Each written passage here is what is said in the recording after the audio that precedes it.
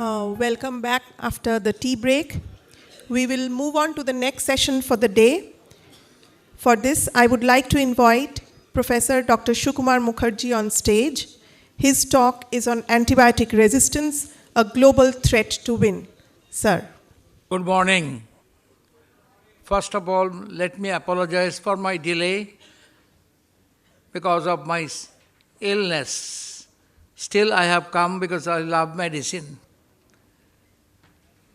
Maharaj, Justice Banerjee, Mr. Warsi, Professor M.L. Shah, and many of my colleagues, friends, ladies and gentlemen. It's a great opportunity to talk in Ramakrishna Mission, which I take as a great pleasure, because I am also christened under the Yejo Ramakrishna Mission. My topic is the global view. So far you have been listening antibiotic stewardship, which is nothing but an executive pattern to thwart antimicrobial resistance. All of us are using antimicrobials in the form of antibiotics, in the form of antiviral, in the form of antiparasitics, and in the form of antifungal, either rationally or irrationally. And a monster has been created. That monster is nothing but health hazards of antimicrobial resistance. Last year, 2022, was considered Antimicrobial Resistance Week in the month of October.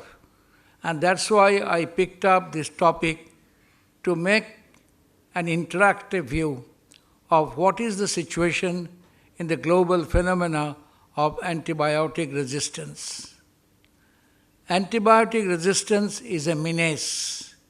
Antibiotic resistance is a monster. And antibiotic resistance is a battle to win. So I chose this topic for awareness, out of which we know what is the global position and how we are tackling. India is the greatest consumer of antibiotic use across the globe. And that much we know either empirically or directionally or across the counter or whimsically. Still, we are not able to overcome the situation of antibiotic resistance. So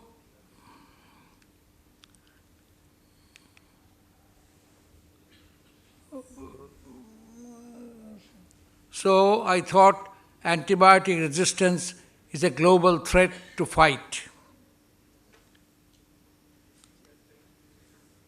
Introduction.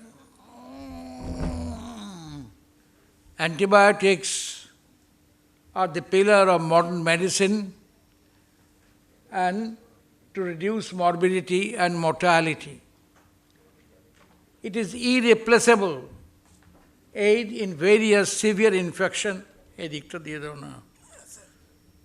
Severe infection, invasive surgery, post-chemotherapy, robotic surgery, etc., etc.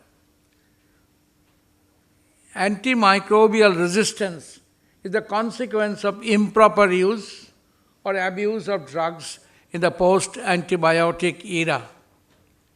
Wake-up call for modern medical practice for all of us, be it senior, junior, intermediate. I think the tendency of writing prescriptions on antibiotics is very, very casual. And even it is available across the counter, for which you have got no control, no regulation. It is a silent pandemic. Why silent pandemic? I will show you. Bacterial antibiotic resistance is a leading cause of death around the world. The highest burden and largest data gaps are in the low resource setting. I think this indicates developing country like India, where it is more often abused than used.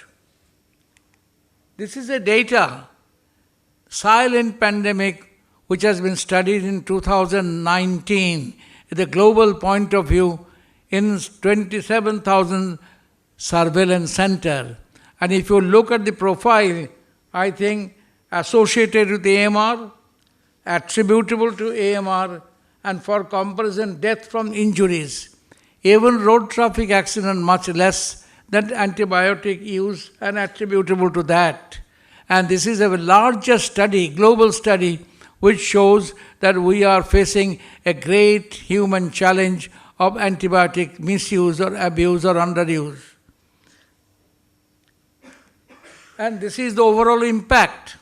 Overall impact is mortality. Mortality of 1.27 million death in 2019. What a horrendous figure. Projected fall of GDP, 1.1 to 3.8% in global GDP by 2050, and leading to financial crisis. Threatens sustainable development with regard to health, food safety, food security, access to clean water, cost of therapy, and social protection.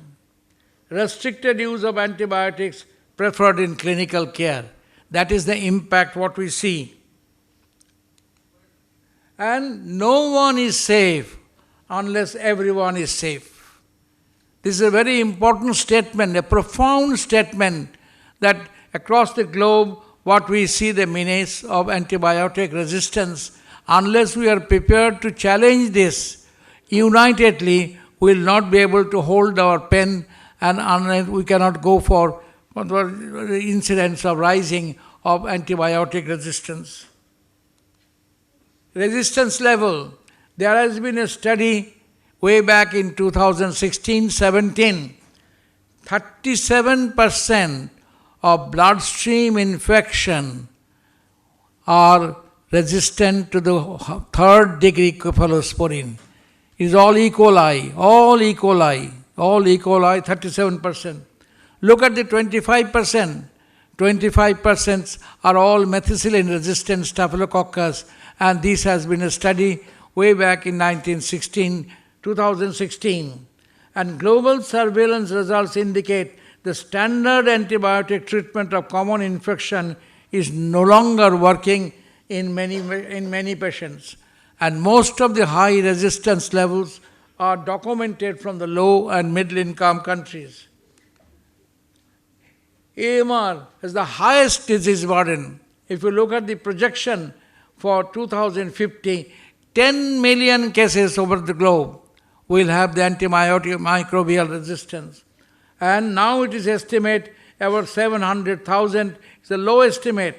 If you compare this to cancer, 8.2 million, cholera, 100,000, diabetes, 1.5 million, diarrheal disease, 1.4 million, measles, 1.3 million, and road traffic accident, 1.2 million. Look at the menace and how comparatively is going to come in a way in 2050 unless we are careful about this.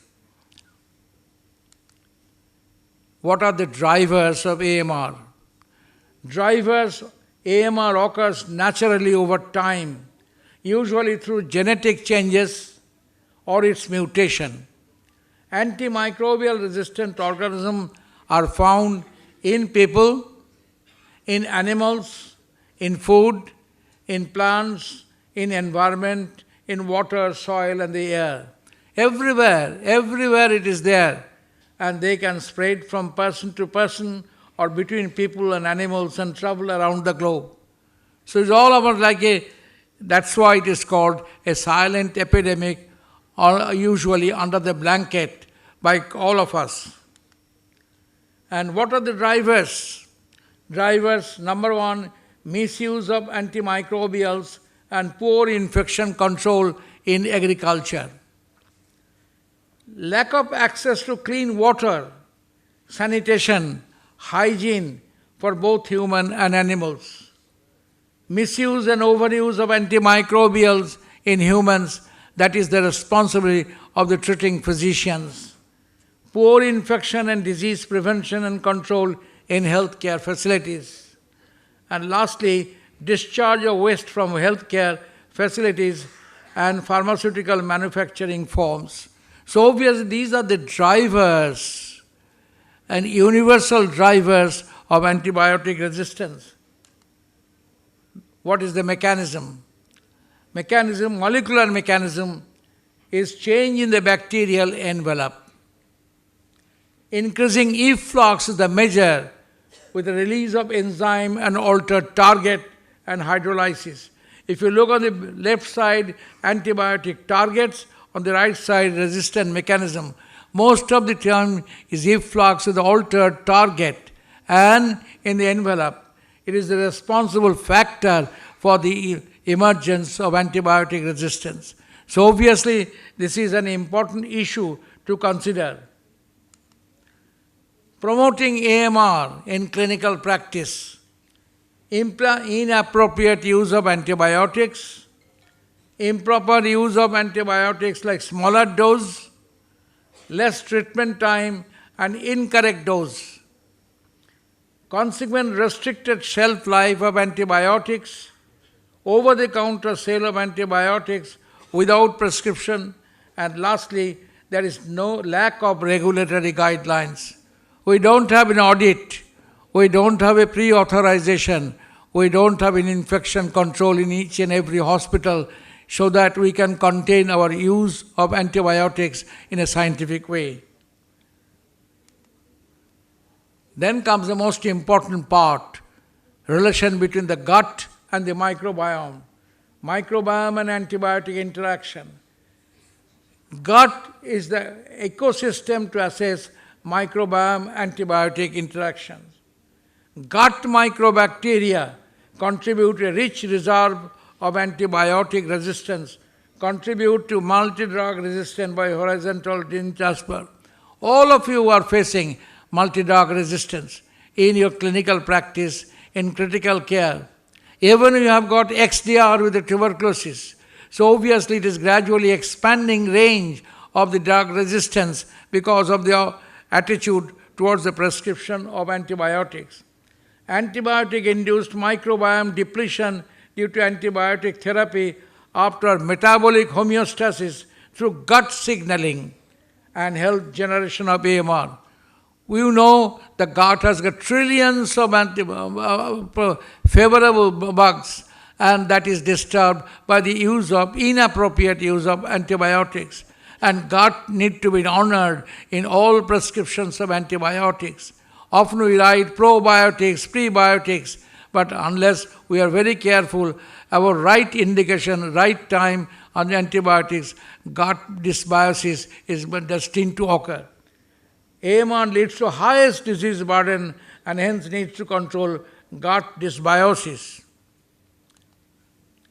Factors contributing AMR transmission. Transmission tends to occur inter and intra-species.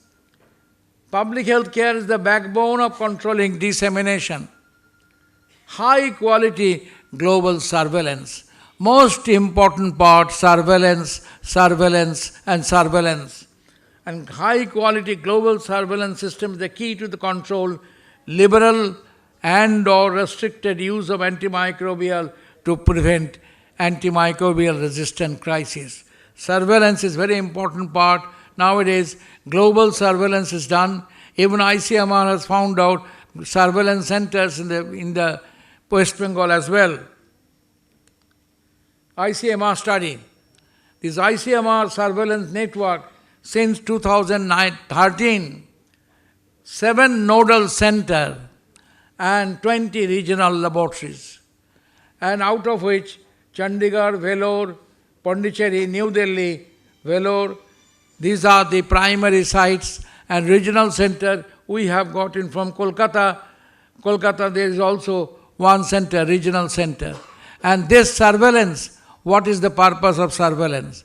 Surveillance to undergo mechanism of antimicrobial resistance, genetic study, which is very important to know from beforehand. And this is the project which has been going on, and this is very important of ICMR. how surveillance can improve health outcome. Identification of AMR genomic signature. This is important. Genomic signature from WGS data and AMR gene signature from expression data, and to decipher AMR mechanism of metabolomic data through white box, biochemical screening network, modeling and machine learning. Artificial intelligence has been utilized in a genetic search, both at this level, to improve the surveillance. Surveillance has got different modalities. I will show you how surveillance can improve health outcome. WHO projection. Globally, provide early warning of emerging threats in all spheres: animal kingdom, environment, plant kingdom, and human kingdom, and identify and act on long-term trends. Nationally guide policy and ensure appropriate and timely public health intervention. And lastly, locally, allow healthcare professionals to make better informed clinical decision to ensure better patient outcome. That is very important responsibility on us. That is important to improve our health outcome by way of surveillance. Antimicrobial resistance, surveillance through next generation sequencing. I think all of you are going to speak about ARG, study are keys to the control, emergence and spread. And ARGs can be identified by any of the following. One is a microarray method, second is the PCR, and third is the whole genome sequencing. All these are methods, and the most important method I am coming soon, that how it is done and how it can be effective. Application of technology against antibiotic resistance. Antibiotic resistance tends to be dynamic. It needs cutting-edge technology. Cutting-edge technology is a molecular technology or nanotechnology. Emerging platforms such as next-generation sequencing, the next-generation sequencing and large-scale public database. And metagenomics is the most important current method to decipher resistome. Metagenomics to decipher resistome, shotgun metagenomics, functional metagenomics, are targeted gene sequencing which have to be adopted and affected. This metagenomic approach for resistance surveillance. Metagenomics is the document of the best technological advancement towards identifying entire spectrum of antimicrobial resistance from various sources, including livestock and human gut microflora. This molecular technology established standard typing method which overcomes the obstacle imposed by standard culture methods and is purely sequence and function driven. So metagenomics is accepted even in the USA, and this is going to come. It has not yet arrived here, but we have got a plan to go over this, how to study the AMR mechanism and identifications of AMR in very early. Utility of metagenomics. Identify AMR genomic signatures. Elucidates AMR mechanism. Can be combined with the machine learning, again artificial intelligence, with predictive enhancements. So prediction, elucidation and identification are the three outcomes of metagenomics, which is for this surveillance study. Key steps to minimize AMR. And we have got hand washing, time and again, and different methods, telephone, and different other methods, of basic methods, which has to be followed in each and every hospital to minimize AMR. WHO global strategy to contain AMR, defined as appropriate use of antimicrobial as cost-effective use that maximizes the clinical therapeutic effect while minimizing both drug-related toxicity and development of antimicrobial resistance. This is the slogan of WHO, and one should try to follow this. Action to fight antibiotic resistance, preventing infection. As has been highlighted in the pre-tea talk by Dr. Banerjee, Dr. Bhattacharya about the role of antibiotic stewardship program. Proper antibiotic use to slow down the development of resistance through high quality surveillance. That is very important, high quality surveillance, and use the guideline.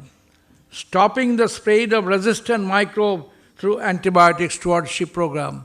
Antibiotic stewardship program, essential ingredient and executive step, for which we need to audit, we need to have infection control committee, we need to have a pre-authorization of antibiotic use. Unless we have got a break in this part, I think we will not win the war in any way from the ill effects of menace of antibiotic resistance. Global fight. There are 6 steps of global fight. Development of rapid diagnostic test. That is very important. Nowadays, the culture method, diffusion method, dilution methods are going to be replaced by rapid test. That rapid test will give us an answer. Expanded surveillance of antibiotic-resistant bacteria. Implementation of antibiotic stewardship. Research and development of new therapeutics. Multinational collaboration and resource sharing. Elimination of growth-promoting antibiotics from animal food. Most important part in animals, in veterinary practice, I think antibiotics and those are transmitted in the plant kingdom, in the soil, in the water, everywhere. And it almost antibiotic resistance is ubiquitous, and we have to fight it out not at the local level but at the distant level. Regulatory landscape. This is often missing in our country, but drug regulatory approvals and opportunities for antimicrobial innovation. Perspective from Brazil, India and South Africa. Indian scenario, carbapenem resistance Baumani, carbapenem resistance Pseudomonas, carbapenem resistance Enterobacteriaceae are all of you are experiencing every day. You are all switching about to different antibiotics, but antibiotic pipeline is getting dried up. A landscape analysis has studied the challenges and opportunities of regulatory approvals of antibiotics in India and South Africa, and this is very important step which need to be promulgated in our country as well. AMR is increasing silently, and antibiotic pipeline is drying up. Paradoxical situation. So obviously we need to have a treatment of priority pathogen. Priority pathogen. WHO has produced a priority pathogen of tuberculosis, critical infection and modern infection, and least identify those pathogenic drug-resistant infection for which new products are necessary. Vaccine. Next generation vaccine against influenza, pneumococcus, new vaccine against malaria, HIV and respiratory syncytial virus, and diagnostic rapid test to cut short the unnecessary use of antibiotics. We need desperately from the microbiologists for this to rapid test to cut unnecessary use of antibiotics. And in fact, nowadays pharmaceutical houses are not very much enthusiastic about release of new antibiotics. So we need support. We need support from the private sector. We need support from the public sector, and for which various projections and various propositions have been laid out, like GDRP, RAP, HERA, BRADA. These are the different organizations which are coming up and meeting the challenges of antibiotic resistance. And so obviously what we need, making it happen with joint action. It is a quadripartite joint action. Government, private sector, civil society and academia. And all these are joint hands to produce a national action plan, regulation and enforcement, good governance and funding. We need a lot of funding, and that's why central government is also promising some kind of funding for this, and we are going to have some kind of joint action, making it happen with joint action. That's why different stakeholders have different roles to play to combat AMR. And government, civil society and private sector need to be engaged and to collaborate in an unprecedented effort across the human, animal, plant, food and feed production and environmental. It is a one health policy, one health of the human health, animal health, plant health, environmental health. Unless we take a multi-pronged attack, we will not be able to succeed to overcome antimicrobial resistance. So take-away message is, resistance towards antibiotics is inevitable part of microbial evolution. You cannot eliminate it, you can modify it, you can fight it. And it is a global phenomenon. Use of antibiotics lead to dysbiosis of gut microbiome, and its use should be restricted. Surveillance of ARG is the key to policy making. All-out method is the need of the hour to mitigate emergence of AMR with rational use of antibiotics and incorporation of resistant surveillance study, very important surveillance study, gene sequencing and modern nanotechnology. Public health measures, of course, antibiotic policy for prudent use of antibiotics, both in human, veterinary care, sanitation, vaccination, are essential to control AMR. So multi-pronged attack has to be adopted not by only doctors for human treatment, but also other parts. We should have a joint hands all over, and we should come out with a policy, regulatory regulation, auditing, and pre-authorization of antibiotics use to contain the minutes of antibiotics. That's why if we join hands, I think we can have a better outcome for tomorrow. Otherwise, future generation will have a great menace to tackle with this. And I think this will be the major cause of death, along with the parallel to the coronary heart disease and road traffic accidents and many other things. Thank you for kind attention.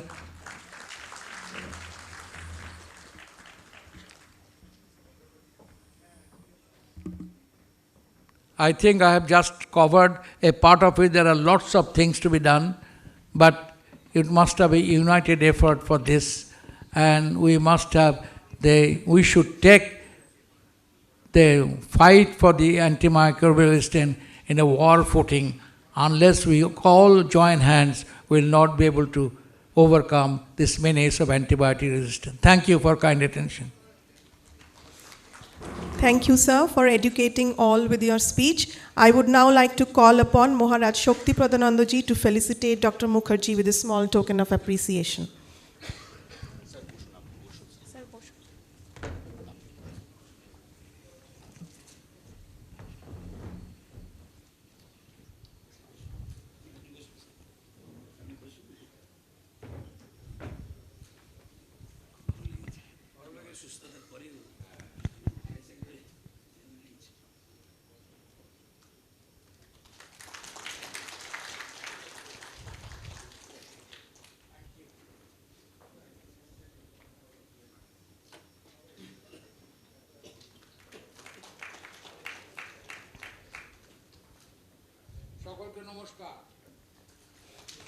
Thank you, Maharaj. We move on to the next session by Dr. Suresh Ramasubban. Dr. Suresh is Senior Consultant Pulmonary and Critical Care Medicine, in charge Critical Care Medicine, Apollo Hospitals, Kolkata. His topic for the day is Role of Newer and PCR-based Technology in Diagnosis of Sepsis and Infection.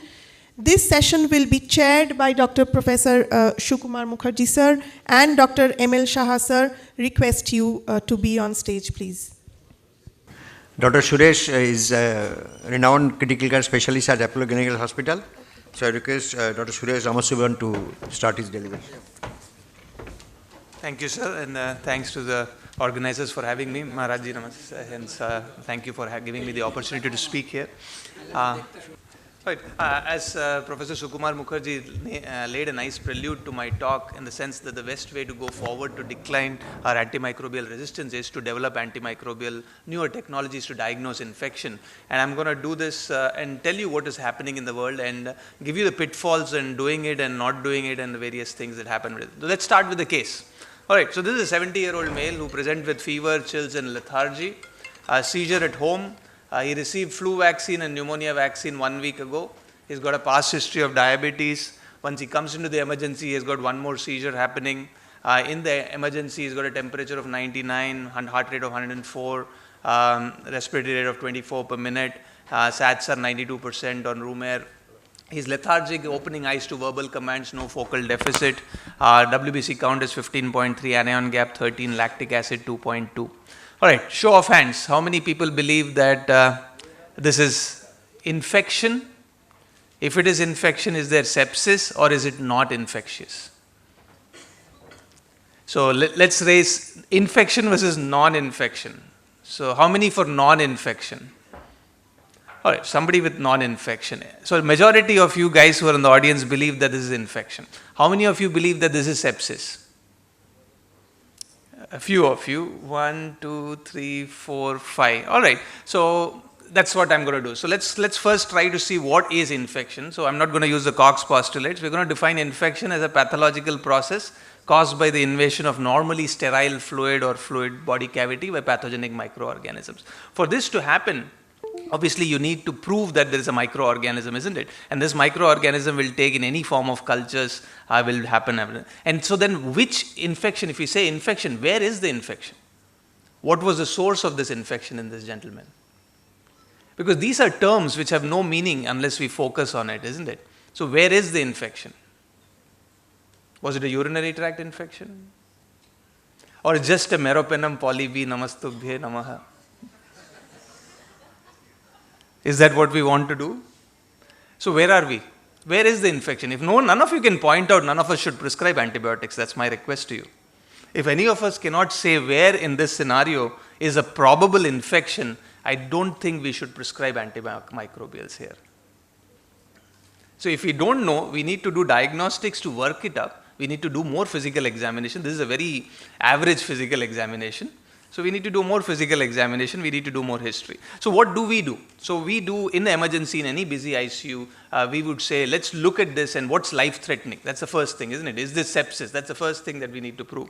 So we're going to look at this patient and say, does he have any of these criteria? He's got fever, he's got altered mental status, he's got a suspected infection. Where am I suspecting? I, in this situation, is suspecting CNS because he's presented with altered mental status and seizures. So I'm thinking if he has a meningoencephalitis. So, or if you have any of these questions possible, you say, yes, this is possible. Let's start screening him for sepsis because sepsis has a different treatment in addition to antibiotics. So then we say, does he have any of these risk factors? Is he readmitted? Is he malnourished? Is he immunosuppressed? Does he have an indwelling medical device? Does he have a recent trauma, postpartum alcoholism, IV drug abuse? If no, like in our situation, we move on. Does he have any reason to suspect infection? That means I think yes, that's a doctor's call, that's a judgment call. And we are saying, okay, the infection could be in the CNS. So in this situation, then you ask, is he have any risk factor for sepsis? That means he's been screened for fever, so he is screening negative. If he has no risk factors, that means the host is good and there's no obvious source of infection, then chances of sepsis are low. Just think of infection or non-infectious causes. In our patient, he has some high-risk criteria or moderate risk criteria. So he has evidence of new or altered mental status and a lactate of more than 2. So therefore, we would say that he has some high-risk criteria to say he's got sepsis. That means he was screening positive. He didn't have any host risk factors, but he had some infection-related issues, and he has got some respiratory rate of evidence of new or altered mental status. So we would say that he's got high risk. It is in between when you have moderate. So you have 3 categories when patients come in like this. Low risk, that means he doesn't have sepsis for sure, maybe infection, maybe not infection. High risk, When his blood pressure is less than 90 with all these things, yes. Moderate, where there's somewhere in between, respiratory rate of 21 to 24, heart rate 90 to 120, SBP 90 to 99, not pass urine, family members are concerned, acute deterioration in functional ability. There is where we require a little bit more diagnostic. And we would say that there is maybe probable sepsis and we need to have a senior review or a better physician review. And what do? We do these things. We remeasure lactate, we take blood cultures, we commence appropriate antibiotics and commence IV fluids. So what we typically, infection is diagnosed by 3 types of information. We need signs of infections like fever, tachycardia with a possible source. That means urine means a burning urine, a painful suprapubic tenderness on physical examination or a loin tenderness and so on and so forth, which we are taught in clinical. And you have microbiology and laboratory tests to diagnose infection. And when you have organ dysfunction, which could be your brain, which could be your kidney, which could be your any organ, that's when we say this is sepsis. But a majority of the ICU patients present to the emergency with the other way around also, that they may just present with shock and we don't know what's happening, and infection may or may not be very suspected. So it is in this space we need molecular diagnostics to say where are we. So the molecular diagnostics can be divided into 2 things. A host response, that means are we detecting what is the host response and is he have any response which is predicting sepsis, and I'll tell you that all of these things won't work. SOFA scores. And the second is molecular identification of the pathogen itself. And that can also be done in a molecular fashion nowadays. So these are the 2 ways in which we are looking at diagnosing infection: a host response and the pathogen identification. So the host response is SOFA score, which we don't do. We do more of a scores like the way I did, and that's what is the recommendation now. And we talk about lactate. Lactate is a marker of hypoperfusion. We know that more than 4 millimole is predictive of mortality, but we also know lactate is raised in so many things. Sepsis is only one of the causes, and seizures, like in this patient, could be a cause of lactate. Diabetes and presence of metformin could be a cause. So there are many caveats. So we know that lactate is just a marker of metabolic crisis. It is not a marker of sepsis. So we know that there are a huge amount of problems with lactate. So we are not very, very convinced that what it is should be done. So should we use CRP as a biomarker that this is infection or sepsis? It is the most widely used most widely used test. However, CRP is sensitive but not specific at all because it's increased in all inflammatory disorders, including after uncomplicated surgery. So CRP is a protein response to infection and inflammation, and this biomarker is an acute phase inflammation produced by IL-6. So the sensitivity is good, but the specificity is very poor. So just because CRP is elevated doesn't tell you that the patient has got an infection. This could have been an acute disseminated encephalomyelitis, meningoencephalitis from a vaccine. And that's what we are dealing with. So we don't know if the CRP is high, what it means. So should we use something like a procalcitonin?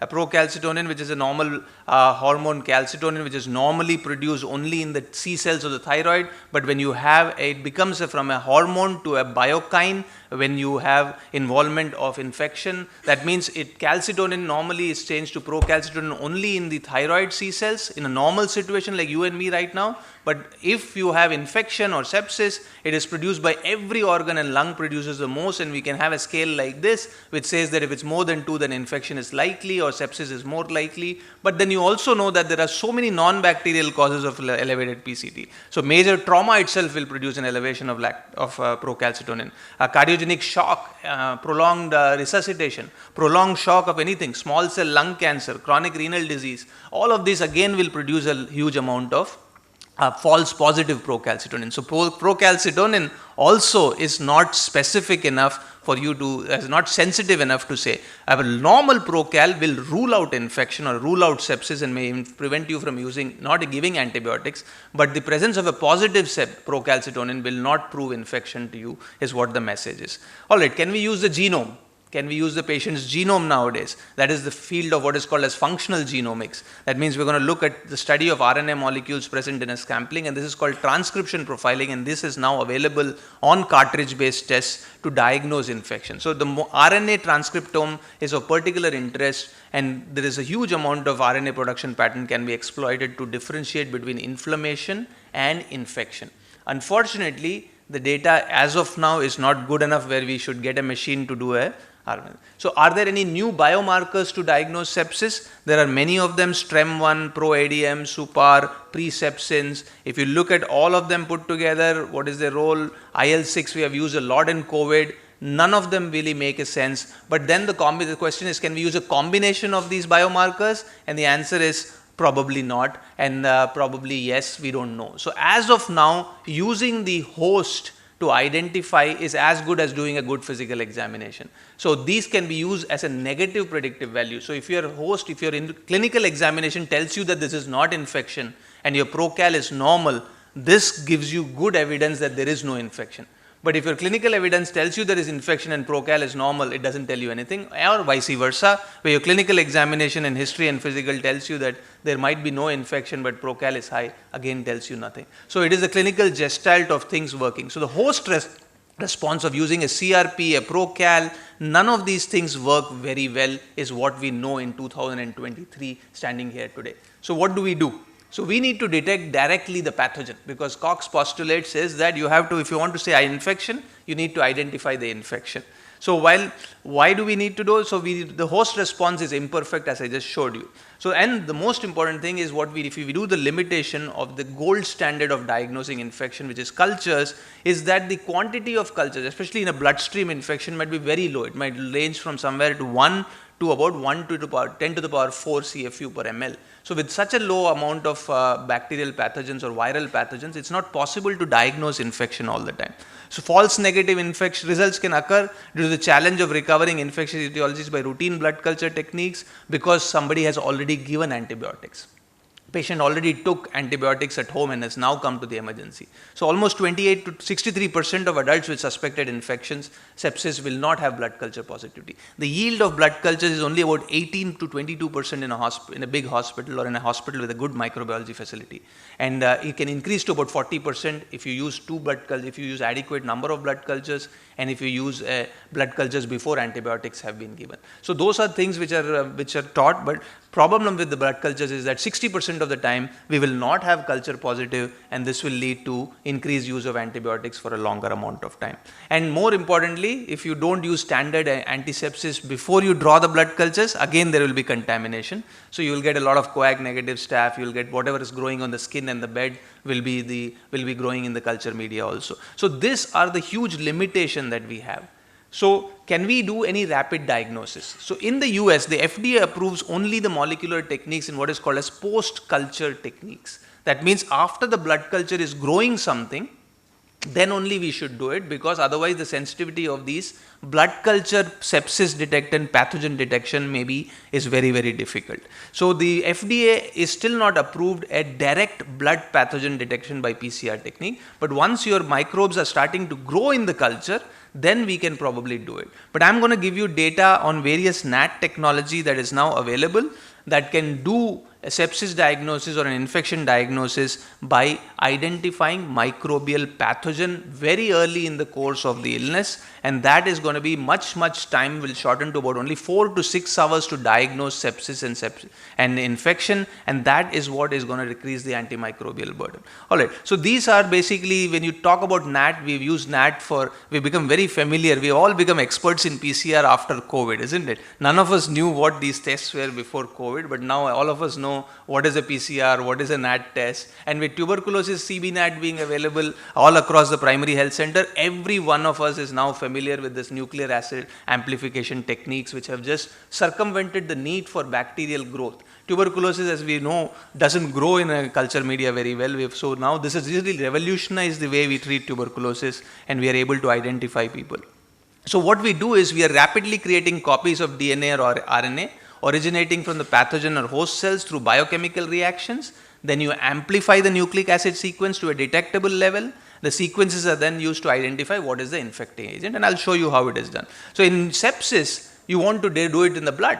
So the problem is your own DNA is also there. So it's going to be creating a problem when you try to do. So you have to eliminate your DNA and allow only the pathogen's DNA or RNA to come through. And that is where the technology is very, very difficult, and how to do it is what is the problem. So these are the emerging molecular, these are the 5 names. The Abbott one is the Iridica Plex ID, Septifast by Roche Diagnosis, Sepsitest, Molzymes, Minion by Oxford Nanopower, Septicide by ImmunoExpress, and LAMP technology, which is the CB-NAT, which is at the bedside, which we can do to diagnose infection. So the main way in which this works is Iridica accomplishes this by basically integrating a multiplex PCR amplification of the pathogen DNA, and then you target a 16S and 23S rRNA gene in the step 2, You purify it, and then you do a mass spectroscopy to isolate that whether this is a true pathogen or not. And it takes about 6 hours to run this sample. Similarly, you have septi-fast, septi-test, UDHRM and so on. I'm not going to bore you with trying to, or I'm going to have to be honest and say, I'm not a microbiologist to really understand the nitty-gritty of how these things work, but all of them basically are going to combine just a pure PCR with something like a high-resolution MELT or a mass spectroscopy or some other sequencing technique to identify that this is not your genome, but this is the genome that belongs to the pathogen which is not supposed to be there. And if you look at, say, just the Aridica platform, which is the Abbott's major platform, the sensitivity is only about 83% and specificity is 96%. If you look at a few of them, Aridica, SeptiFast and SepsiTest, none of them have a sensitivity or specificity which is more than 80% and 90%. So that is the problem of these molecular diagnoses. But what we use is what is called as a one system fully integrated film array PCR based technique, which is from bioMérieux, which is also called BioFire. And this is very easy to do, 2 minutes hands-on time. You just insert a pouch and it's injected through the pouch and this will happen. And all these are basically available on the bioMérieux website from where I picked it up. So these are very easy to do. You inject, and as I said, anybody will be able to tell you how to do it. It's just an investment, which is where, unfortunately, the cost of doing this, of sample extraction, everything is automated. So it doesn't require any huge skills other than being taught a few times as to how to go at it, that the nucleic acid is going to go from this chamber to the other.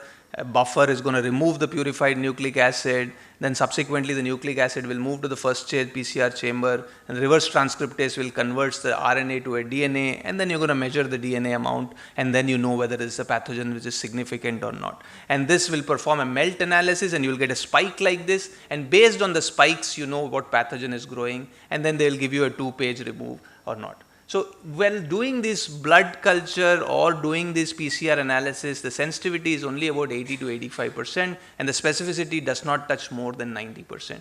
But will it improve antimicrobial management? So what do we think? We know that even if you were to think of this, that if your blood culture is positive and you were to wait for the sensitivity and identification, so the microbiology calls you and says that blood culture is positive for some organism. And it may be gram negative, and by the time you get a gram negative identification of what it is and what is the resistance, is going to take another 24 to 36 hours if in a very good place. Alright, so but what we can do at that point, if you do a BioFire or if you do any of these pathogen panels, you can get in approximately 1 hour, you will know what it is. And this is FDA approved so far. Directly doing it on blood before the culture grows is not approved because you're going to isolate a lot of things which don't have any meaning. So what it's going to do is your time to identify the organism and time to de-escalate will go down from about 57.5 hours to about 17.5 hours. So that is what this study will do. But unfortunately, do you think it's worth spending 20,000 rupees at that particular point in time? Is what the big challenge for a country like ours is, where money is not easy and somebody else is paying for these tests. Because individual patient will not get too help because you're already on the antibiotics and you're going to de-escalate. So are you going to de-escalate the antibiotics based on this is the question. So if you get a particular organism, yes. So the real reason we save money by doing this is by the fact that are we able to de-escalate the antibiotics. And similarly, this can be done in a respiratory sample, this can be done in a CNS panel, and it can be done as a GI panel. So 4 places where you can do it. Again, the other thing that it does is it's part of the AMS program, because once you have rapid identification, you can start doing antimicrobial de-escalation, and that is one of the benefits and evidence that we would say. And the third benefit and evidence is it basically reduces the time from blood culture sampling to antibiotic therapy, optimal antibiotic therapy from 60.2 hours to 26.7 hours. So you're going to make sure that the patient is getting the correct antibiotic within a 20-hour time frame, and we know from the Anand Kumar study that the more the delay in getting appropriate antibiotics, higher the mortality. So the faster we know what organism is growing, the faster the chances that we are going to get the patient better.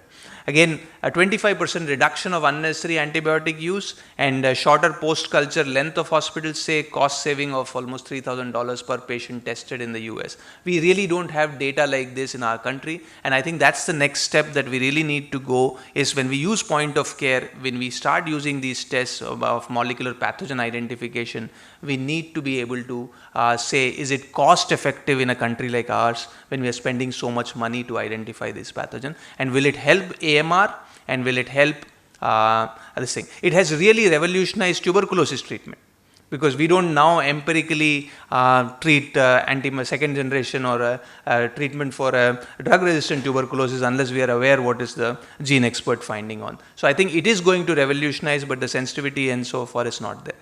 Alright, going back. So we had 25 cells, all lymphocytes, protein elevated, glucose normal, HSV detected, stop antibiotics, isn't it? So that is what is the beauty of this thing. It is not ADEM. It is an infection. It was not sepsis. The lactates were high because of the seizures and not because of any sepsis, and patients were. So what it does is, knowing this HSV PCR helps you in de-escalating antibiotics, helps you in identifying. So what we used two biomarkers. One was for a host response for a procal, which was normal in this patient, and we used a CNS panel on the CSF to identify what the pathogen was quickly. So we did spend about another 9,000 plus 18,000, 27,000 rupees to diagnose this patient at this particular point in time. But we were able to come off the antibiotics, and we were able to give only acyclovir for 14 days, and we were able to escalate and treat the appropriate treatment, and we were able to get the patient out of the ICU and treat the patient out of the ICU since the patient doesn't have. There are a few caveats. This question has to come, is what is the problem? So what happens if you have false positive results against blood culture? Do you believe it? So you can detect a lot of non-viable organisms. Remember, we have been taught this in COVID. Don't do the test after 2 weeks because you might still be positive and no point in isolating you. We have learned this very well. And this is true for any of these PCR based tests, is that you will remain, you might have positivity for an organism because you're colonized with it. Does not mean that you have a true infection. So the clinical gestalt of a true infection is still a big problem. A PCR positive blood culture negative specimen may reflect a real pathogen. I don't know. I don't know what to do with it. So that is where our problem is. If your blood cultures come positive, then to do a PCR is okay, but what happens if that? And false positive results could be due to cell-free pathogen DNA circulating, so that there is only a DNA but there is no cell around it, so why worry about it? So there are so many, or it could be contamination, and typically none of the PCR tests can distinguish viable and non-viable DNA as of now. So these tests have a problem. The other caveat is false negative test. False positive test is okay because you're only going to be probably giving them too much antibiotic. False negative is dangerous because if you have a problem and you say, oh, BioFire is negative, I'm not going to give anything to this patient, you may still be in trouble, because then it's going to be actually threatening the patient's welfare. So we need to be careful about that. So PCR testing has to have an improved negative predictive value. That means the specificity has to increase to about 98%, which they have not achieved so far as of 2023. So the other thing is, are we shortening the time? But the time shortening is only about, in the emergency, you'll still be forced to give the meropenem and the vancomycin and the teicoplanin, because you still is going to take 8 hours. And if this happens on a Saturday evening, you're still going to get the result on a Monday morning. So are we really going to be making a huge time difference unless it's available in the emergency room is a big issue that we need to discuss about. So these are the few caveats. So false positive blood reports, false negative, and 8 to 12 hours on a good day, and on a weekend 36 hours, is it worth spending that much amount of time and money? So this is where we are. So I'm just going to summarize quickly saying the gold standard for diagnosing infection, which is blood culture, is unfortunately, or any culture, is an imperfect standard. So we have to move towards molecular pathogen identification. So molecular diagnostics to check host response has to be combined with the direct pathogen detection. You cannot use them one alone. Like a PCT negative and an HSV positive gives me so much confidence that this is not bacterial infection. But any one of them will not have given me that confidence. The sensitivity specificity of all these things is still in the 80s and 90s. That means 80% sensitivities and early 90s in the specificity. So we have a long way to go before these methods become foolproof. As of now, these technologies are there but not yet there. That's the message. A clinical gestalt is what is needed to diagnose sepsis infection. Remember, all infectious diseases is all medicine. It's all parts of medicine. So eventually it's a clinical gestalt of your feel whether this patient has infection. And infection is not a global term. It has to be in a specific organ. One of the big problems I have with the definition of sepsis is it doesn't tell you where it is.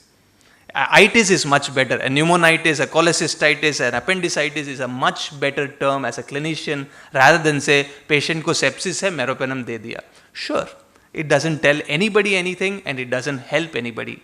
So yes, so we have a clinical gestalt to diagnose infection, and sepsis is to be screened by using organ dysfunction scores and identifying organ dysfunction, because treatment of sepsis is different from treatment of infection. I hope I conveyed the importance of the newer gold standard of diagnosing infection, which is by all these technology of PCR based. It is still not gold standard, but another few years the technology will become there, and next to couple of years from now when we come, it will be the gold standard. Thank you very much, and I think I finish on dot. So any question or comments? So we have more and more newer tests for diagnosis, and again we have to exercise our judgment. As the last line says that clinical judgment is one of the important aspect of infection control and treatment. So any question, any comment? Yes.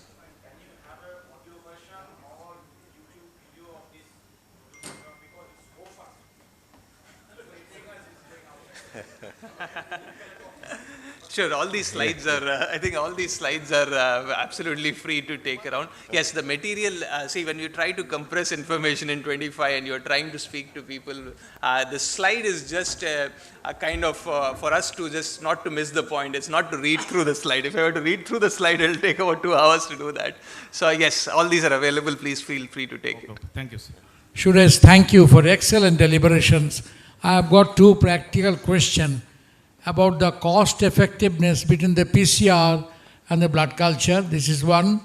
And second, have we got a randomized trial, blood culture negative, PCR positive, PCR negative, culture positive? So as I said, nascent science, cost is completely ineffective in India. It costs about 22,000 rupees to do the PCR panel. I think 18 to 22,000. The adoption is important now. And my blood culture is 1,000 rupees. So, and if you don't know how to read it, it is 22,000 rupees down the drain. So I think what the FDA has done is actually a good job. They are saying use this only in when you have a blood culture positive to rapidly diagnose. That will help you. So as of now, the message is, the message is if your blood culture, if your microbiology calls and says something is growing, and you don't want to wait, your patient is sick and you don't want to wait another 24 hours to know what it is, and your doctors are saying, oh, poly B bhi de do, minocycline bhi de do. At that particular point, spending that 20,000 will help, because I know in another 6 hours, should I give poly B or should I not give poly B? So I think there is where we use it. We have to be careful. Where should you do? Where should you do it? Where should you do? That is the most important information. And we should have some data, blood culture positive, PCR negative, PCR positive, blood culture negative. And these will establish the superiority. Correct. The last is, what about the microarray? Microarray is superior to PCR. So all these are microarray plate, all these things are about the same. Everything has a sensitivity, as I showed you in various of the 5-6 techniques. The difference is not too huge. Okay. Okay. Thank you. Thank you, Suresh. No, it has not changed. So what has happened, a very classical example is an AE-COPD who comes to the emergency, and you do a comprehensive respiratory panel, and it grows adenovirus, enterorhinovirus, and no bacteria. But I would guarantee you that none of us would stop the ceftriaxone and azithromycin in this patient based on this. So antimicrobial stewardship, we still don't have the courage on this basis to say, nor am I going to discharge this patient on this basis that you don't have a bacterial infection. So I think we need to have more specificity. Yes, I think along with the fact that if you have a normal procal, can you stop antibiotics? That is where if we can do it, then yes, it will make a huge difference in cost effectiveness.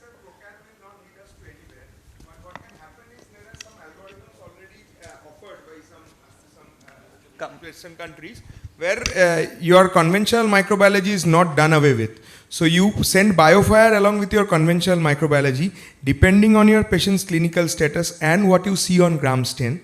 It can actually help in de-escalating antibiotics, but escalating, I am scared. We recently got rhinoentero, moraxella, staph aureus, and klebsiella in one patient. Now you tell me what to do. Correct. Yeah. So there, as I said, the RNA and DNA of all these are always a problem. Yeah. I think the other thing is AI related, machine learning related algorithms with this are also coming in. Yeah, thanks. Thank you, Dr. Ramasubban, for your speech.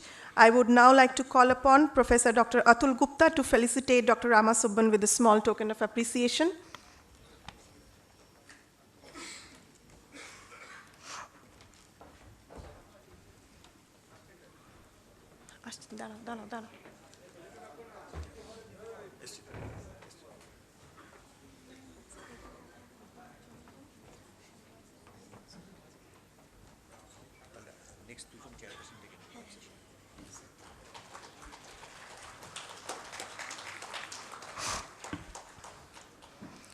Thank you, sirs. Request all to take your seats in the hall, please. I would request Mr. Arshad Warsi to please come up on stage for the announcement. We had a very fantastic presentation by Dr. Suresh Ramasubban. He has always been very fantastic, and that's why he's a regular feature in our team. And I am told to announce that the participants who are interested, they may come tomorrow also, because of the fact that tomorrow is fixed for the hospitals, small nursing homes, and we have to make, we have to ensure that more participants are benefited. So we have a request, and I will be also posting in the group that you may come, you may come, or any another person who has not come today, they may come. In that way, we will widen the participant group. Thank you very much. Sir, the next sessions will be chaired by Dr. Sudokkhina Mallik, Senior Consultant Critical Care Medicine, R.N. Tagore Hospital, and Dr. Sudipto Mukherjee, Consultant and In Charge Critical Care Medicine, Tata Medical Center, Kolkata. Can we have you on stage, please? The next session for the day is by Dr. Deep Narayan Mukherjee. Dr. Mukherjee is Gold Medalist, MD Microbiology, and is Consultant Physician, Clinical Microbiology and Infectious Diseases. He is attached to Woodlands Multispecialty Hospital, CMRI Hospital, and Bellevue Clinic. His talk is on diagnosis and treatment of fungal infections in ICU. Sir, request you to come to the podium, please. Thank you.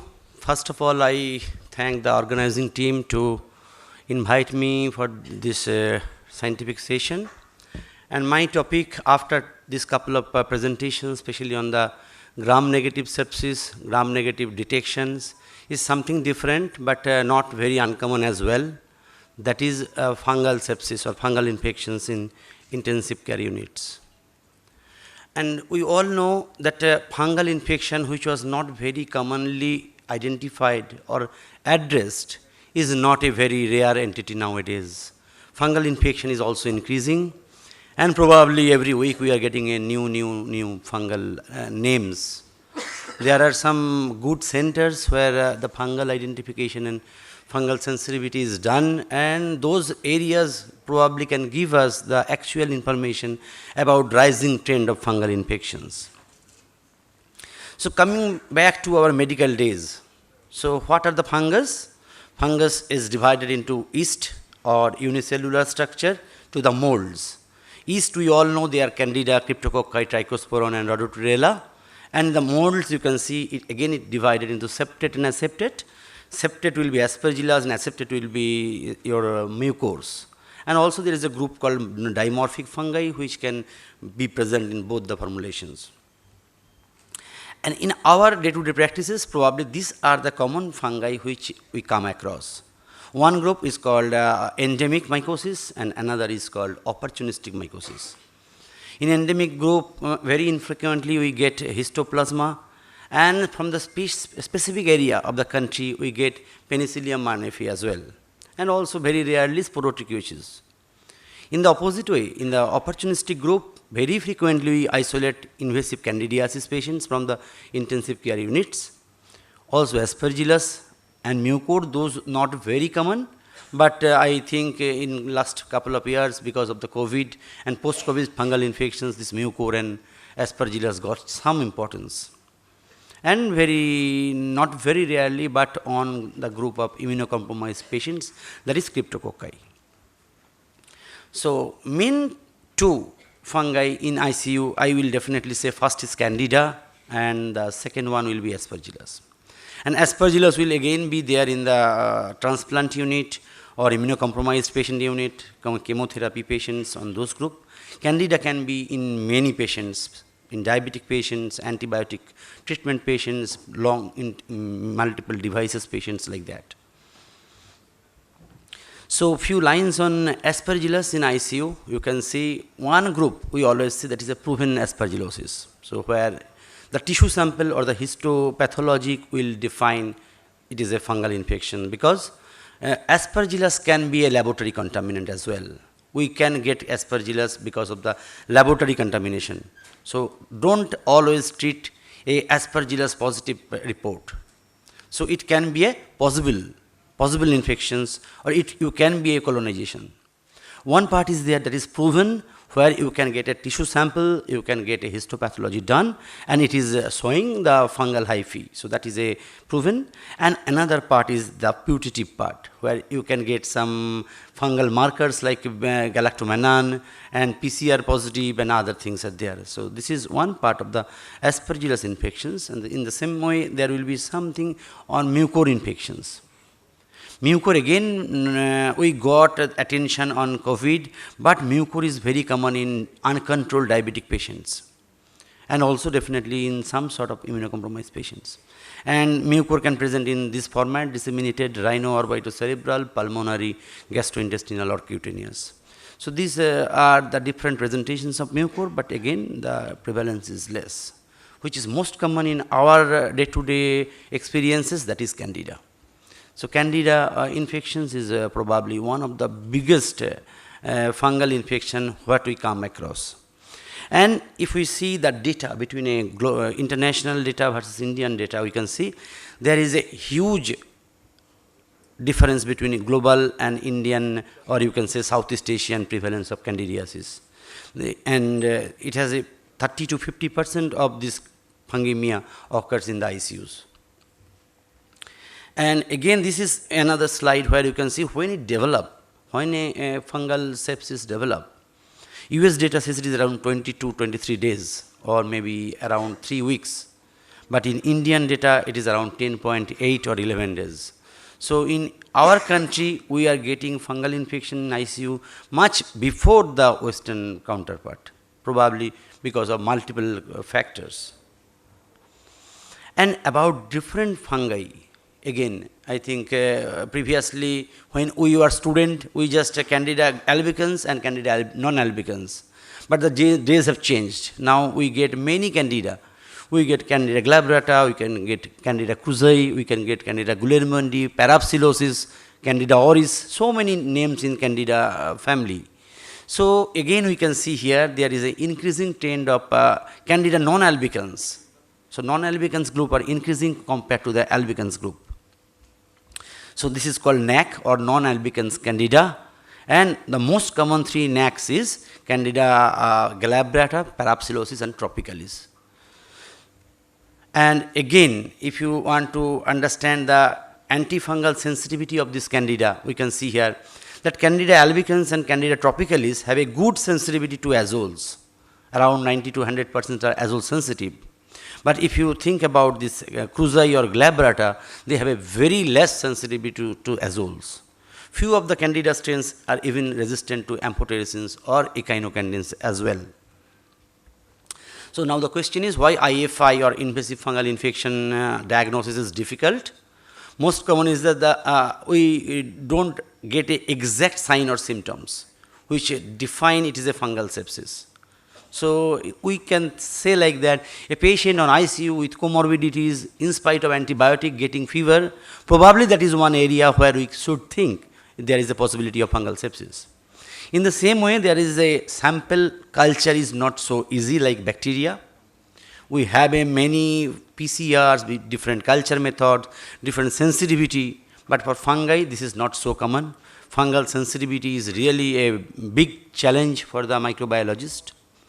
And there is the availability of the invasive devices or the invasive diagnostic procedures are lacking in fungal infections or deep-seated fungal infections. And radiological features are non-specific, serological tests are not uniformly available, and PCR is not standardized. So this is the difference between a bacterial identification and a fungal identification in the ICU. So these are the challenges rather. So there are some things which can give you an idea that the patient probably having some sort of fungal infection, but patient is may a candidate to get a fungal sepsis or patient needs antifungal therapy.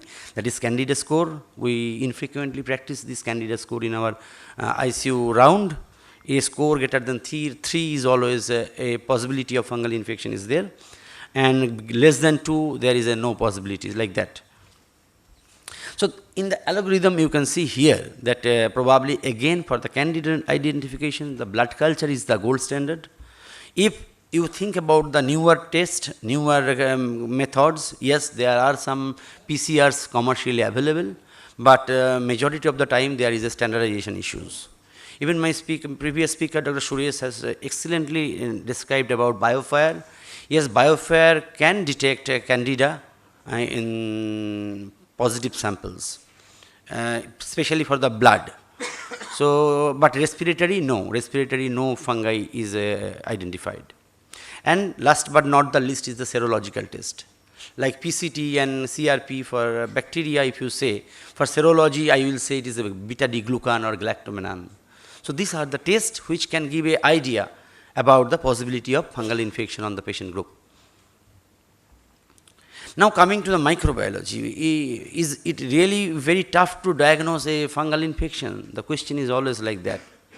I will say no, because if you get an actual sample or a valid sample, you can greatly see a fungi in the sample if it is properly stained, either by gram stain or by lactophenol cotton blue or even by KOH. And in the same way, if you get a India in preparation for the CSF study, you can clearly visualize a halo. So these are very easy test, easy to perform and easy to report, but exact reporting and exact sampling is very important in the diagnosis. This is a GMS 10. Methenamine silver stain, one side it is showing pneumocystis Jerovaci cyst, and one side it is showing some mold infections, invasive mold infections. So GMS 10 again we can get a good finding for fungal etiology. And also in our routine microbiology, I think in spite of going for a PCR based stain, we again can incorporate some culture media like chrome agar for lower or you can say smaller size of hospital and nursing home where the big technology is not there, PCR is not there. You can think about this. It is called chrome agar candida, just like a blood agar or McConkey agar. It will give a change in the color for the species difference. So if it is a Candida albicans, you will get a green color of colony.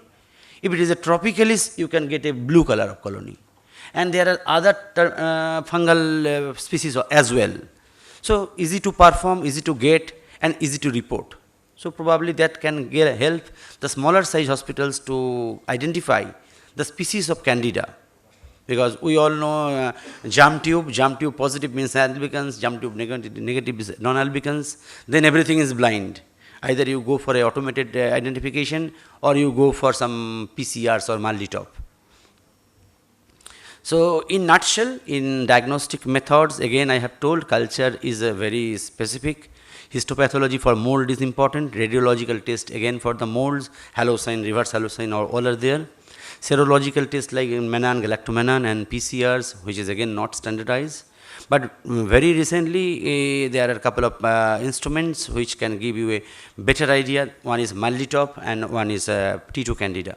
MALDI-TOF is now being available in many centers, and T2 Candida is yet to come but very useful.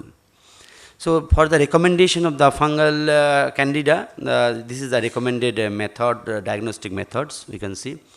Either beta-D-glucan, which is a pan-fungal marker, or Menon, anti-Menon, that is another thing which is recommended. But a safety first or other in-house PCRs, not yet recommended. So, a few lines about this Malditop and T2 Candida. Malditop is a big instrument, but very useful instrument which can detect Candida species or any bacterial species within few hours, or you can say within few minutes. They cannot give you a sensitivity, but they can give you an exact species identification. And last part is the T2 Candida, that is a test which can directly detect from the blood the fungi. There are the 5 fungal species which they can detect from the blood. And that is a approved platform for the fungal identification. And that is a MR, magnetic resonance based test. Now coming to the most controversial part of the fungal sensitivity. So you get a sample, you do a culture, you got something, now what to do? If it is a candida, how do you do a sensitivity? Is it always available for our day-to-day practice? So first is microbroth dilution again, because it is rather standardized, it is having some recommendation and guidelines, but the problem is that the availability. The broth microdilution, especially RPMI, is not commercially available every time. You have to be very selective to get the ingredients to be available.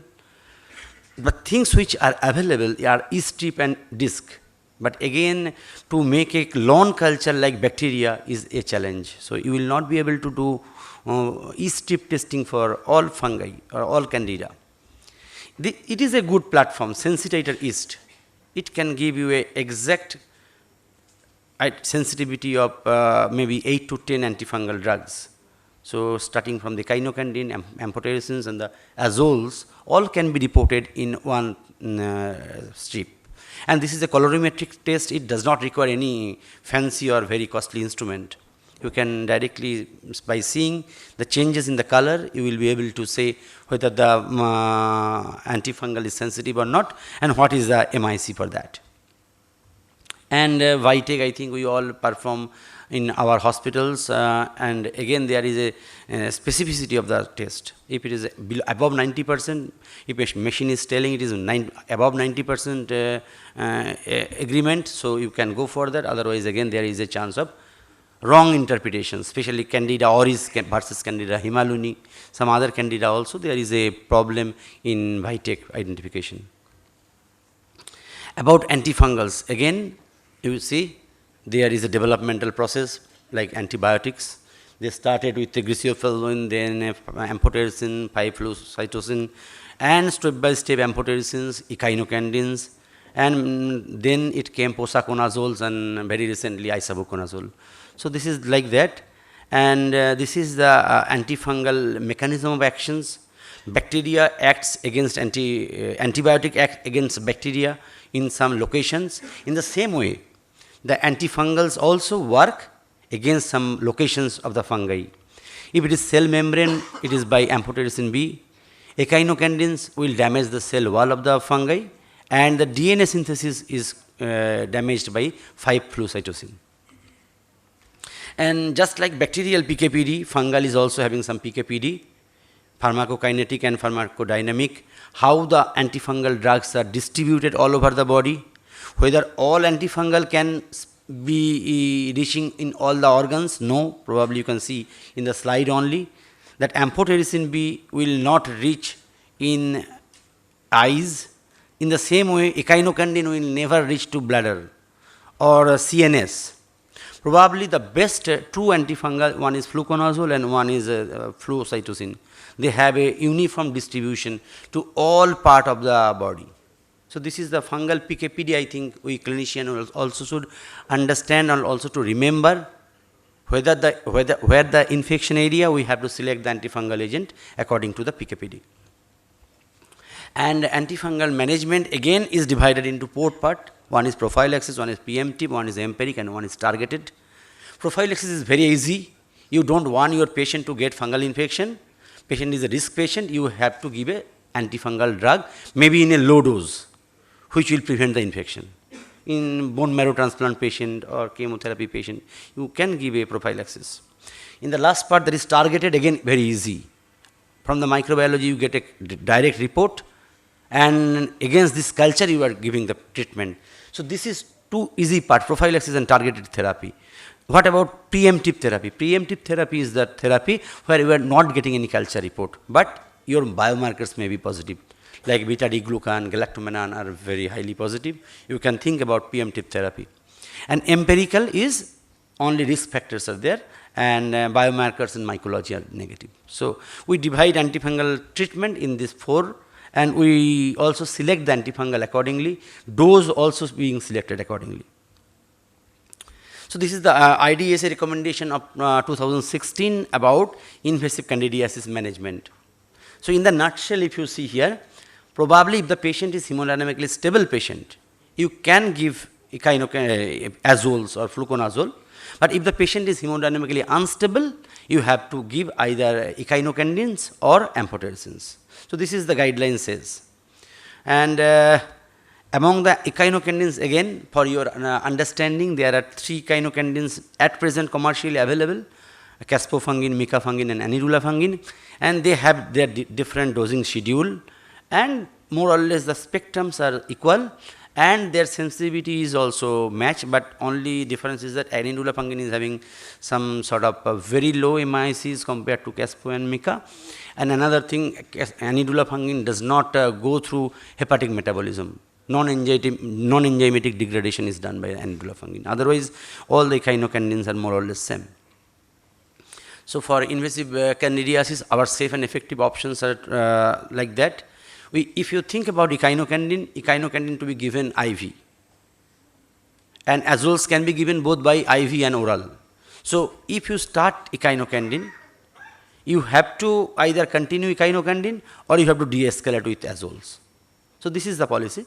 And about the distribution, what I have said, the CSF penetration of all antifungal drugs are not same. There is a changes in the distributions of that antifungal drug.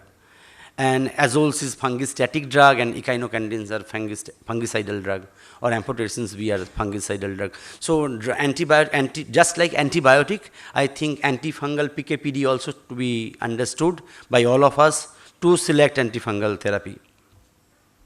So in summary, I will say, just we always say antibiotic stewardship, antibiotic policy. We should also develop some antifungal stewardship, because fungal sepsis is increasing, fungal non-albicans candida and the fungal resistance to azoles are increasing. So we should develop some sort of separate antifungal stewardship. In my hospital, I can say there is 40% Klebsiella, 20% Pseudomonas, 30% Acinetobacter, 10% Staphylococci. In the same way, I should say in our ICU, the overall candida, among the overall candida, 30% tropicalis, 25% albicans, 10% parapsilosis, like that. So this data is very important regarding selections of the antifungal drugs. So if we have a more and more non-albicans candida in our hospital, we should think about higher antifungals. But if our hospital has a candida albicans or candida tropicalis, and both are sensitive fungi, so we can happily select azoles as a primary drug. Number 2 is that restrictions of antifungals. We have seen many of the times patient get very low dose antifungal, 550 milligram or 100 milligram or 200 milligram of fluconazole for one patient. So that should be restricted, because underdosing itself causes antifungal resistance. If we have to give minimum 400 milligram per day for a normal patient. And also we have to select antifungal agent based on the local epidemiology, sidal parameters and the PKPD advantage. We should think about the source control, because candida does not come directly in the blood. Majority of the time you can say there is some line, central line, you may need to change that, or some arterial line or something like that, or maybe some post-operative patients, there is some drain or something. So we have to think about the source control along with the antifungal therapy. We have to use adequate dose, adequate duration, and also appropriate de-escalation. Suppose my patient is sick with a candida bloodstream infection and patient is hemodynamically unstable, I have every right to start with echinocandin. But when the patient is stabilized and he is maintaining everything, and I get it is a candida tropically sensitive to azole, I should make the de-escalation policy to fluconazole. So I think just like antibiotic, we should follow this type of approaches against fungal infections.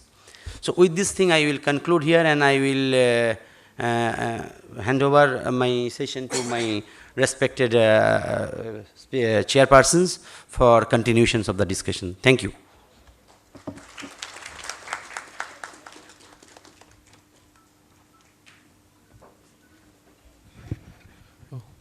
Thank you, Dr. Deep, for a very nice presentation, and you basically touched all the important aspects. I just like to add on regarding the host factor, which is very important for fungus compared to the bacterial infection, because to identify a susceptible host who can develop a fungal infection in an appropriate scenario will guide us to start empirical therapy in an appropriate clinical context. So identification of an at-risk host is very, very important in fungus. And any question from the house? Yes, ma'am.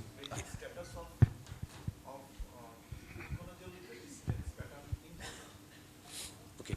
So, we try to find out the fungal isolates, especially candida, in our ICUs, and we make a overall antifungogram, I will say rather, where we have seen the albicans are 100% sensitive to fluconazole. Candida tropicalis is also more or less all are sensitive to fluconazole, but when it is Candida glabrata or Candida krusei or Candida parapsilosis, their sensitivity comes maybe to 10 to 20%, means sensitive 20%, 80% are resistant. So fungal species identification, I think it is the need of the hour. Majority of the time you will get a report of Candida, but you don't know what Candida it is. So during that time, if it is a Candida, neck Candida, rather krusei or tropicalis, not apart from tropicalis, other Candida non-albicans are notorious in fluconazole resistance. Hello. Hi Divda, that's a nice presentation. So I would like, you mentioned about Candida score. So would you like to comment upon pitfalls of Candida score in a medical ICU? Would you go by it, or would you use some other diagnostic modality? Yeah, definitely not, because Candida score was developed years before. I thought in a mixed group of our colleagues, we think we should discuss the concept actually.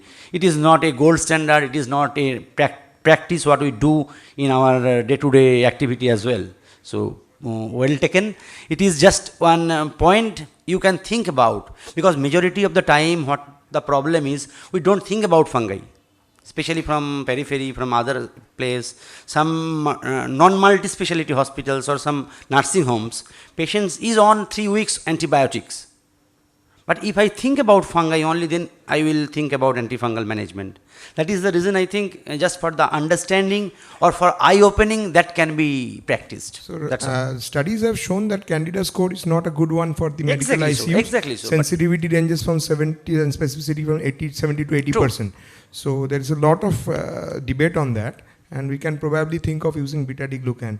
The other question is... you can think about beta-D-glucan in Kolkata, but if you are working in Midnapur, you will not be getting... No, it has come as a point of care test. It is coming. It is coming. As a point of care we test. are also trying for the validation of the beta-D-glucan with a machine. Yeah. The machine will be given by the company, but the problem will again be that in a periphery versus tertiary care will be a difference. And the other question is, do you think that there is any role of antifungal prophylaxis in your ICU where you work, or what is in our common ICUs, no. Yeah. In common ICUs, no. What is the indication of an antifungal prophylaxis in an ICU?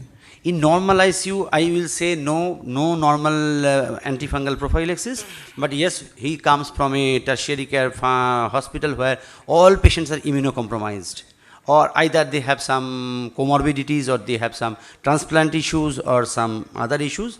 Probably those are the areas where we think about, but for normal medical ICUs, the common antifungal prophylaxis is not suggested.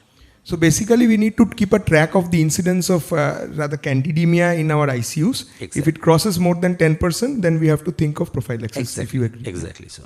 Candida isolation. Okay, so one thing is that for any sample, whether bacteria or fungi, the colonization versus true infection is really tough from one side.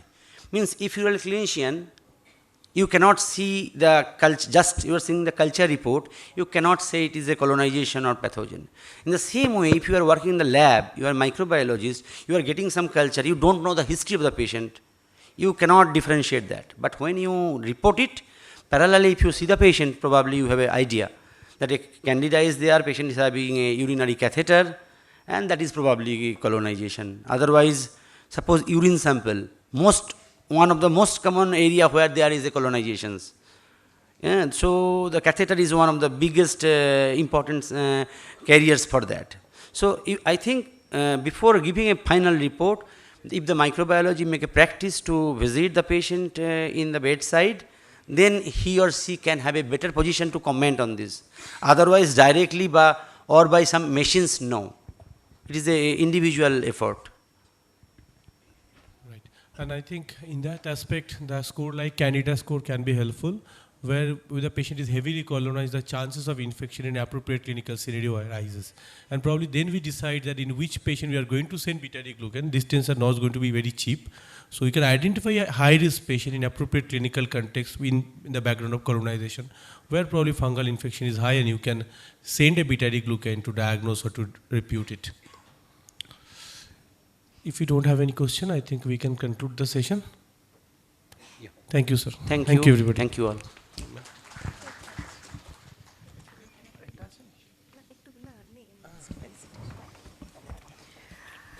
Thank you, sir, for your talk. I would now like to call upon Dr. Pranab Kumar Dash to felicitate Dr. Mukherjee with a small token of appreciation.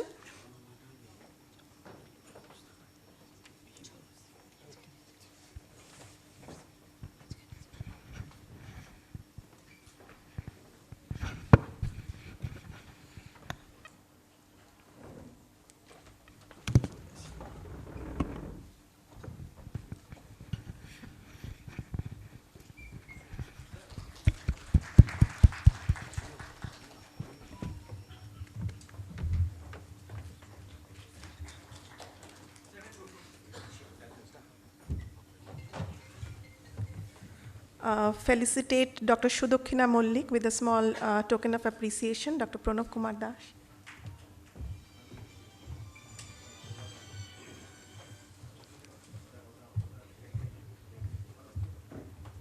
And Dr. Sudipta Mukherjee. Request all to take your seats in the hall, please. We move on to the next sessions, which will be chaired by Dr. Ahsan Ahmed, Senior Consultant and In Charge, Critical Care Medicine, KPC Medical College, and Dr. Amitav Majumdar, Professor, General Medicine, VIMS. Request sirs to be on the stage, please. The next session for the day is by Professor Dr. Shantanu Tripathi. Dr. Tripathi is former professor and head of Clinical and Experimental Pharmacology, Calcutta School of Tropical Medicine, Kolkata. Sir will be speaking on role of PK/PD in treatment of infections and administration of antibiotics. Sir, request you to be on stage, please. Good afternoon, everybody. Respected chairpersons and members of the audience. I have been assigned this task of discussing on pharmacokinetic and pharmacodynamic considerations in antibiotic prescribing. I thank at the outset the organizers for giving me this platform. Now, when you talk of antibiotic prescribing, and as we know, we are hearing from since morning about the challenges today that we face with antibiotic prescribing. There is the huge menace of antibiotic resistance on one hand. On the other hand, the pipeline has dried up. Okay? So to say, the discovery void in reference to antibiotics. So what should the clinician do in the face of this problem? Now, when we talk of antibiotic prescribing, mainly we are guided by two areas. One, identifying the right antibiotic, selection of the antibiotic choice. And second, deciding the regimen, deciding the dose, what should be the starting dose and how we'll go about with the dose. And there are guidelines. We are guided by the protocols, treatment protocols, depending on the type of infections, the which tissue or which area system is involved. But primarily this is guided by the availability of the antibiotic after we administer at the site of infection. And the concentration, optimum concentration at the site of infection, as well as the time for which the bacteria or the microbes, they are exposed to the antibiotic. That actually is guiding the success in the treatment. Now, when we talk of availability at the site, we are actually talking of pharmacokinetics. That means after we take the antibiotic or antibiotic is administered, it has to be, if it is given by oral route, it has to be absorbed, it has to be distributed, and it is metabolized, biotransformed, and it is eliminated. And during its sojourn in the body, how it is getting in touch with the offending microorganisms and whether it is arresting the growth or it is killing the bacteria. So kinetics, as we know, is that relates to the time course of antibiotic concentrations at the infection site. On the other hand, when you talk of pharmacodynamics of antibiotic, it actually concerned with the relationship between the concentrations and the bacterial killing or growth arresting effects of the antibiotics. When you talk of antibiotic dosing regimens that have traditionally been determined by the pharmacokinetic considerations, but pharmacodynamic considerations also play an important role, equal role, or if not more important role. Now, pharmacodynamics of an antibiotic, the easy handy measure for that is the MIC, minimum inhibitory concentration. But is that enough? Or what are there are huge number of limitations if we only consider about the minimal inhibitory concentration of an antibiotic. So what we need to do is actually to integrate the pharmacokinetic parameters with pharmacodynamics, and that can actually help us in using dose optimization for preventing resistance. Now, it has become important today because newer antibiotics are not coming up. Whatever weapons we have in our hand, they are to be handled judiciously. And in doing so, with pharmacokinetic, pharmacodynamic considerations together, if we consider, then only the possibility or success of treatment will be optimized on one hand, and at the same time, the toxicity will be less, antibiotic-induced adverse events will be less, as well as treatment outcome would also be optimized. So, it's a simplistic design model that shows the pharmacokinetics, what the body does to the drug, absorption, distribution, metabolism, and excretion. But basically, we are concerned with the concentration versus time profile. On the other hand, dynamics is the drug doing to the organisms in this case. That is the antimicrobial effect. That is the desirable effect. But at the same time, we have to keep in mind how the host activity is compromised. What is the safety potential of the concerned antibiotic. But it would be much better off if we consider both of them together in integration, that is the PKPD, the drug concentration and effect, considering them together. The pharmacodynamic parameter is the primary measure of antibiotic activity, which is referred to as the minimum inhibitory concentration. It's defined as the lowest concentration of an antibiotic that completely inhibits the growth of a microorganism in vitro. But then we are concerned about what it does in vivo after we are administering in the patient. The MIC may be a good indicator of the potency of an antibiotic, but it indicates nothing about the time course of antimicrobial activity. The pharmacokinetic parameters quantify the serum level time course of an antibiotic. The three pharmacokinetic parameters that are most important for evaluating antibiotic efficacy are peak serum concentration, Cmax, after the antibiotic is administered, what is the maximum concentration achieved, the trough level, that is C min, minimum concentration, and the area under the serum concentration and time curve. While these three parameters truly quantify the serum level time course, they do not necessarily describe the killing activity of the antibiotic, which is actually determined by the pharmacodynamics. But then our concern is actually bioavailability, not by traditional term. With bioavailability we mean availability in the central compartment, in blood. But we assume that whatever is available in blood, it will be otherwise automatically be available at the infection site.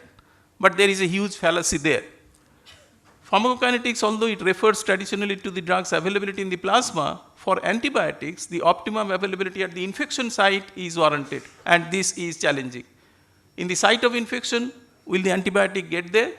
That all depends on the choice of the agent, dose of the agent and route, oral versus by intravenous administration, blood and tissue concentration.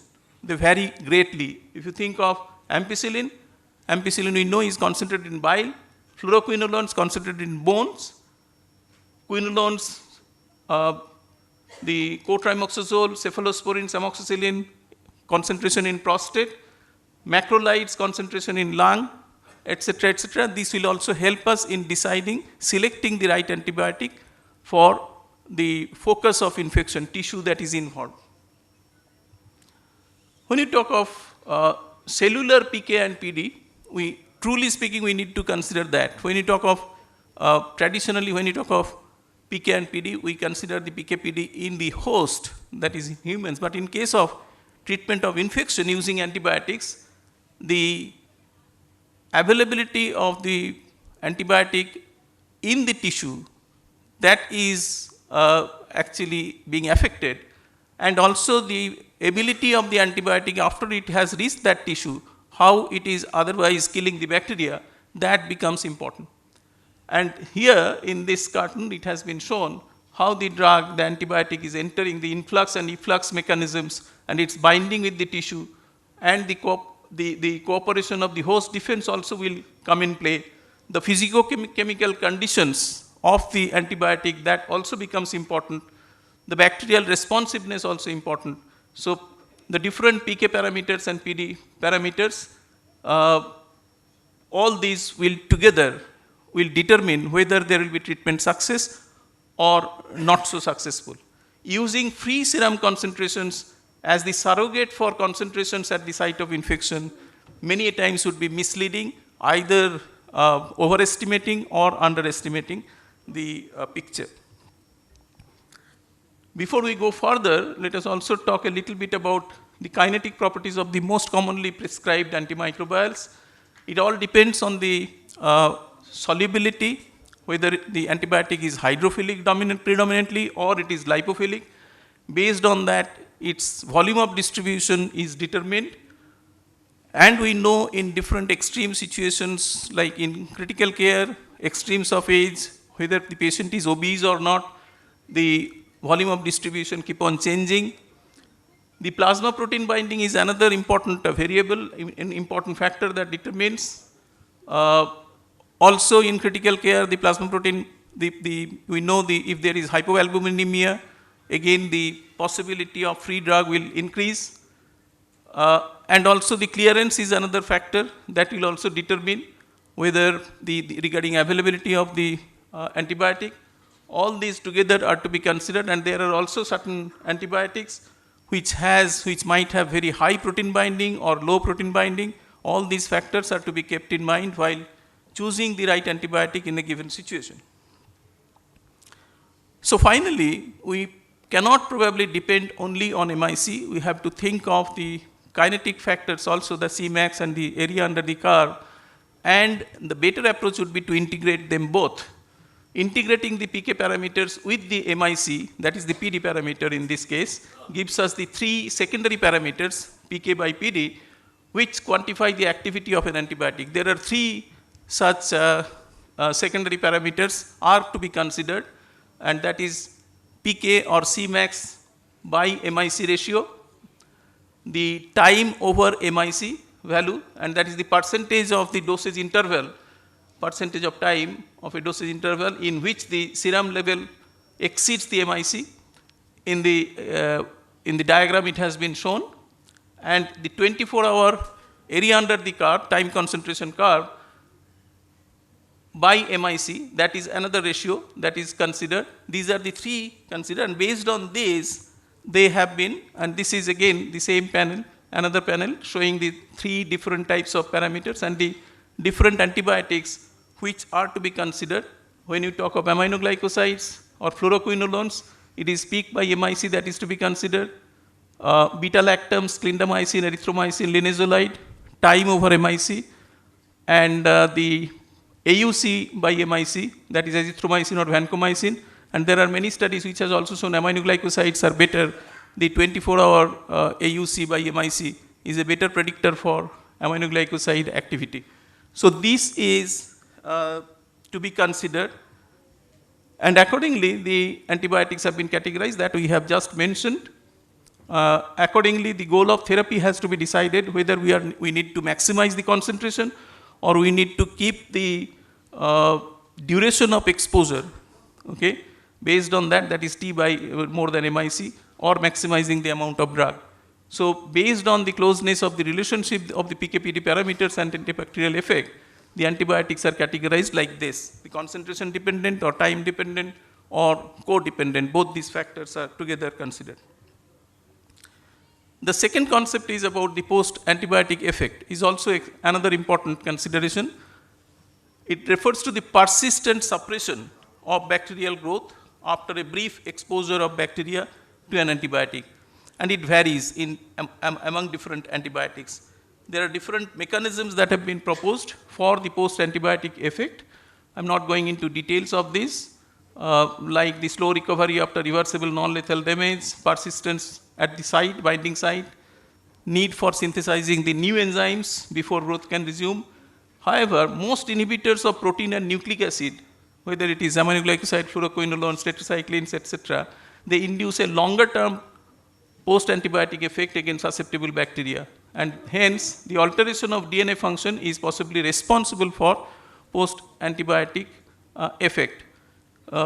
While deciding the dose frequency, okay, this post-antibiotic effect is also it's an important consideration. The factors that affect the duration of the post-antibiotic effect that include duration of exposure, antibiotic exposure, bacterial sepsis, bacterial species, as well as the antibiotic class. Those antibiotics which has a high post-antibiotic effect would require less frequent administration. One example is, of course, aminoglycosides.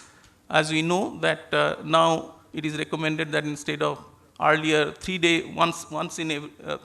times a day, we now prefer a once daily regimen where you can give relatively higher dose and you can expect a good concentration to be achieved for a longer period of time, plus the post-antibiotic effect that will also be effective.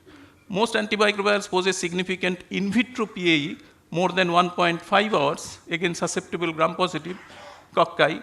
Those with significant post-antibiotic effect against susceptible gram-negative are limited to carbapenems and the other agents that we have mentioned about aminoglycosides, fluoroquinolones, etc.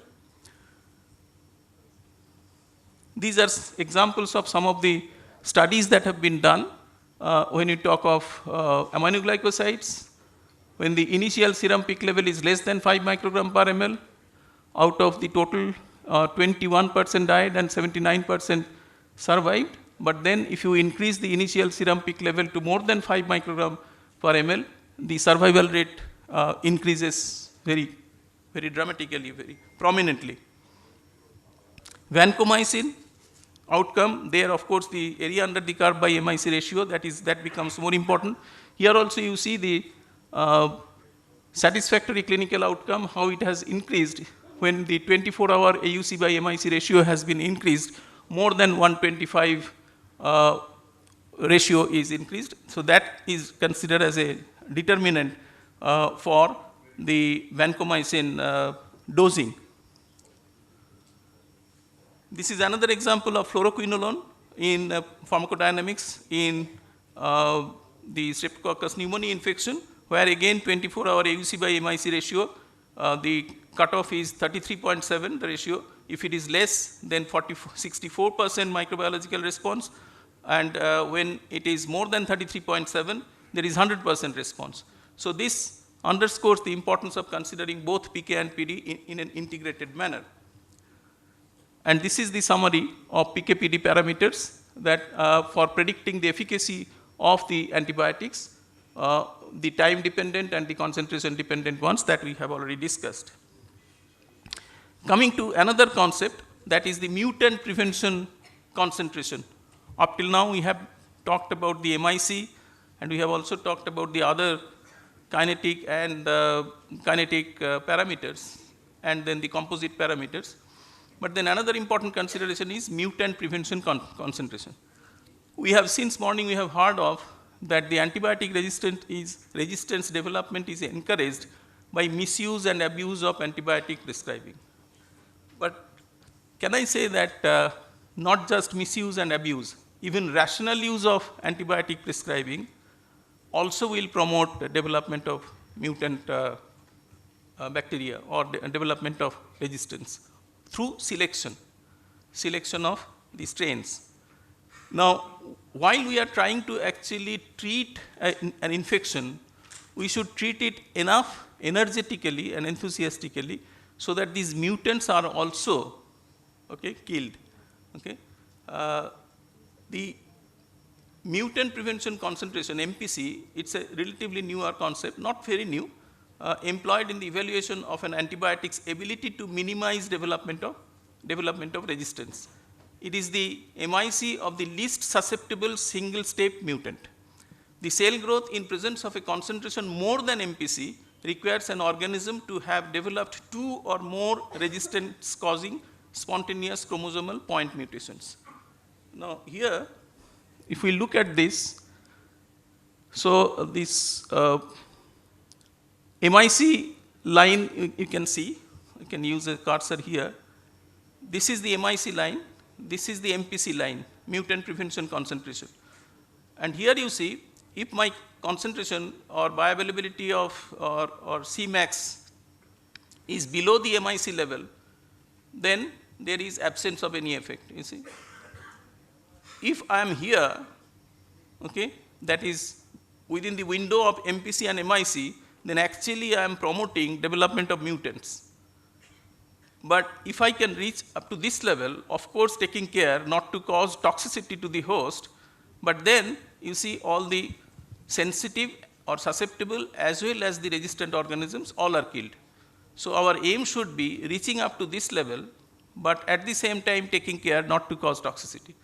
So it's a very thin rope walking kind of thing, balanced this thing. The next, this is also the same concept has been further explained here. The PK/PD parameters based on the MIC and MPC, both have been considered. The most commonly applied PK/PD parameters are AUC by MIC or AUC by MPC, Cmax by MIC or Cmax by MPC, T more than MIC or T more than MPC. So instead of considering MIC, if we can consider instead MPC, that will give us a more accurate kind of achieving the target and thereby making it a more successful treatment outcomes. So I have tried to actually summarize the principles of antibiotic use and how, if we can properly guide our dose selection based on the PK/PD principles in an integrated manner, that will help us to achieve 3 things. 1, chances of resistance development will be reduced. 2nd, chances of having successful treatment outcome. And 3rd, the reduction of toxicity. So the knowledge of PK/PD principles, to summarize, is central to optimizing dosing by influencing the choice and dosing strategy of an antimicrobial agent. Consideration should be given to patient, drug, and pathogen factors. With the rising rates of antimicrobial resistance and a limited drug development pipeline, the PK/PD concepts can foster more rational and individualized dosing regimens, improving patient outcomes while simultaneously limiting the toxicity of antimicrobials.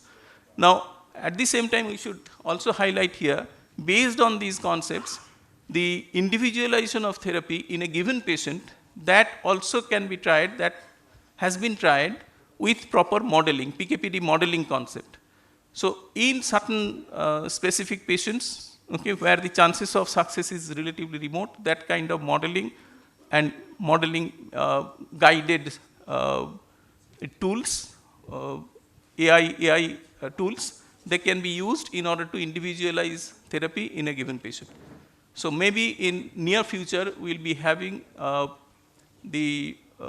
such kind of AI-driven tools to better individualized treatment of more difficult cases, maybe in the ICU and in extremes of age and in obese patients, etc. So that was, I think, was the last slide. Thank you very much.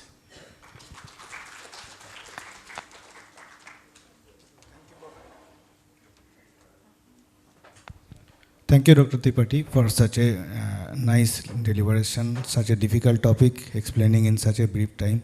So we are running short already, so we will ask for 1 to 2 questions we can take. So any question from the house, please?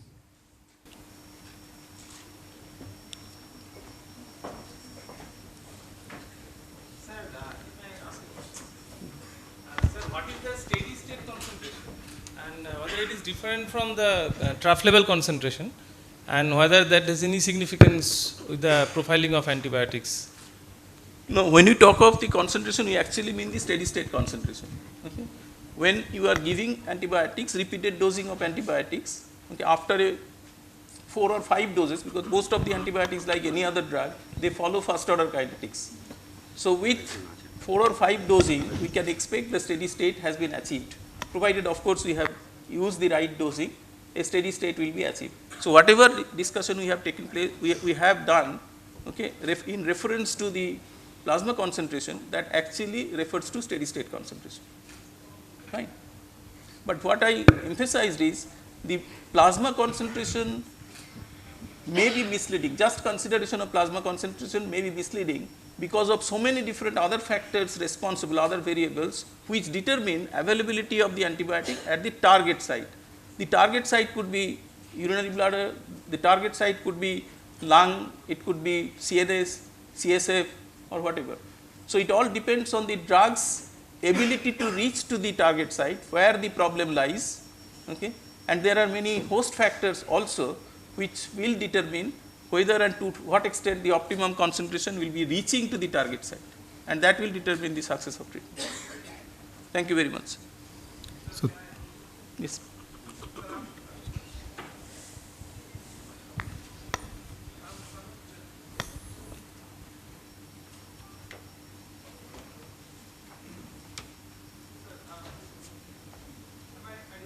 Yes, yes. Sir, I'm Dr. Tanuj from Tata Medical Center. Yeah. It was a perfect talk, sir. I congratulate you for that. My question is regarding this NPC for multi-drugs. We know in sepsis we are using 3-4 antibiotics. How do we calculate this NPC in an era where multi-drug therapy is being given for patients with sepsis? As I understand, the MPC is to be considered for individual drugs. Now, use of multiple drugs in a critical situation is always welcome because that also helps in optimizing the treatment, and the relatively lesser dose of each drug can be used. But at the same time, when you talk of MPC, there is no guidance that when you are using a combination therapy, there could be a different MPC that can be used. Okay? So, but then definitely when you use single drug, single antibiotic versus when you are using multiple drugs, the chances of mutant strains to come up will also be relatively less. That much can be said. So thank you. With this, we conclude this session. Thank you very much. Thank you, sir, for your enlightening talk. I would now like to call upon Dr. Makhon Lal Shaha to felicitate Dr. Tripathi with a small token of appreciation.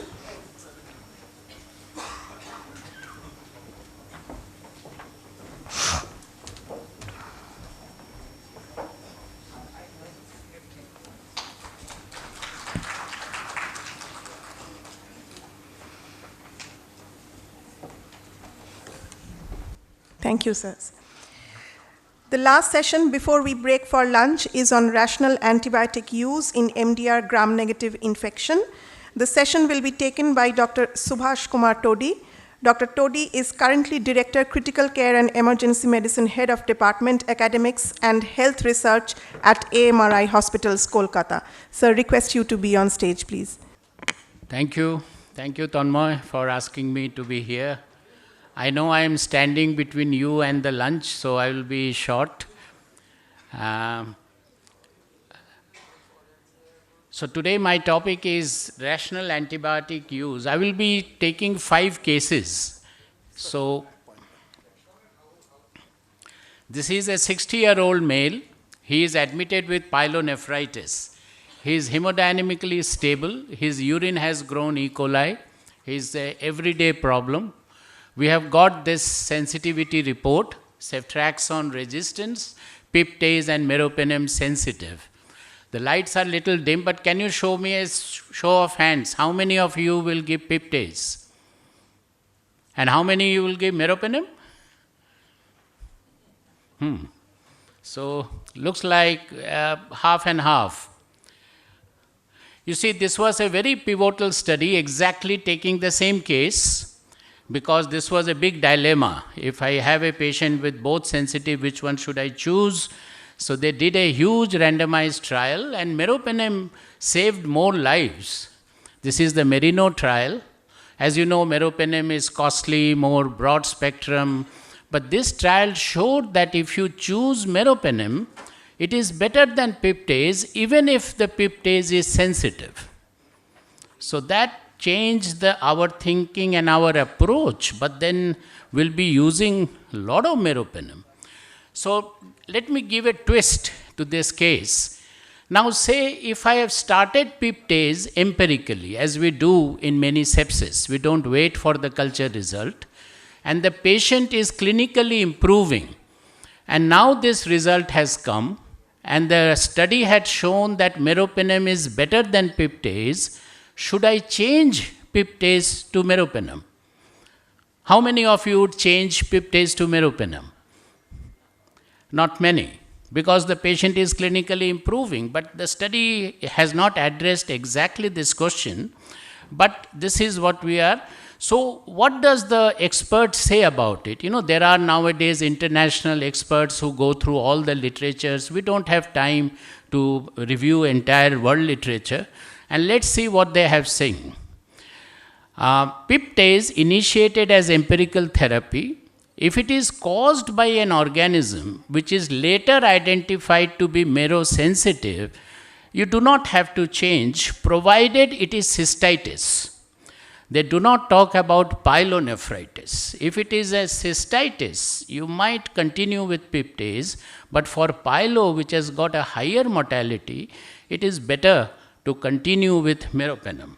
So that is the first message. A more severe patient, if it is a pyelonephritis, meropenem is better than piptase. So it is even if there is a piptase sensitivity. Now let me give you a second case, more or less the same kind of an antibiogram, but this time we have Klebsiella, and it is pneumonia. You have a Klebsiella pneumonia. This is also piptase sensitive and mero sensitive. Which one would you use? In this, there is a reasonable consensus in a non-urinary tract infection. If it is in ESBL, remember these are all ceftriaxone sensitive. If they are cephalosporin sensitive bacteria, carbapenem is better than piptase in non-urinary tract. In urinary tract, you might get away with piperacillin tazobactam because it concentrates in the urinary tract, but not in pneumonia or in bloodstream infection. So even if patient is responding with piptase, there will be clinical failure later on. So it is better to change to meropenem. So the question came, why is this I have a patient with piptase sensitivity and still, I have to change to meropenem. This is what happens, we have given piptase, it is showing sensitive, patient is not responding. then we start thinking of a lot of other things. So why is this? The reason is, at the present moment, almost all the labs are reporting sensitivity and resistance based on these two tests. These are not gold standard. These are the gold standard, which is not done in any of the labs. It's only reference labs do it. And that's why there might be a difference. It might be. In fact, what they did was, they went into this study, they took all the isolates, and they tested by gold standard. And what they found, that by gold standard, if peptide is sensitive, the patient will respond. And if by gold standard, though it is showing sensitive by the present standard, the gold standard might be peptide was resistant. And that is the problem. So I think the future is, if I have a clinical unresponsiveness and I'm giving the right antibiotic, it is better to ask the lab just to put that isolate. The labs can do it. It is, so they won't do it for all the isolates. But if you ask specifically, they would do this for that isolate. So I think that is the message. Let's come to this third case. This is a different one. Patient has renal calculi, pyelonephritis. Patient has culture positive for Klebsiella, both blood and urine. Patient has ARTA resistant but marrow sensitive. Is it carbapenem resistant organism? Can we use meropenem in this patient? That is the question. By definition, if you are resistant to any one of the penems, it is carba resistant. So you can't use meropenem. If it is an ARTA resistant, it comes. This kind of, I have seen this just last week. So if it is ARTA resistant, marrow sensitive, you can't use, except if it is a, say for example, if it is a urinary tract infection, you can give a high dose of meropenem. That is 2 gram IV 8 hourly. So 6 grams instead of 3 grams. So if you have a ARTA resistant, if you want to use meropenem, use it only in urinary tract infection and give a higher dose of meropenem as an extended infusion, as has been explained by Professor Tripathi. But if you have a test, I am sure Suresh must have shown it, which have shown carbapenemase production, then don't use meropenem. So then using meropenem is futile. Let's take this example. A patient with lobar pneumonia, patient has Klebsiella. Now it is peptide resistance, it is ARTA resistant, it is marrow resistant, it is only sensitive to tigecycline. And as you know, for colistin, we don't report sensitivity anymore. It's either intermediate or we don't report resistance, it's I or S. So it was intermediate to colistin. Which one would you use? It is, you can't use any of these. So many of us probably would use colistin. But is that the right way? Is the colistin the right dose, the right drug to use? The panel, the experts do not agree nowadays. They say there are this new beta-lactam. You see, we are using colistin because we didn't had any other choice. When you have marrow-resistant organism and the only antibiotic available in the market was colistin, and that's why we started using colistin. But colistin outcome is not good.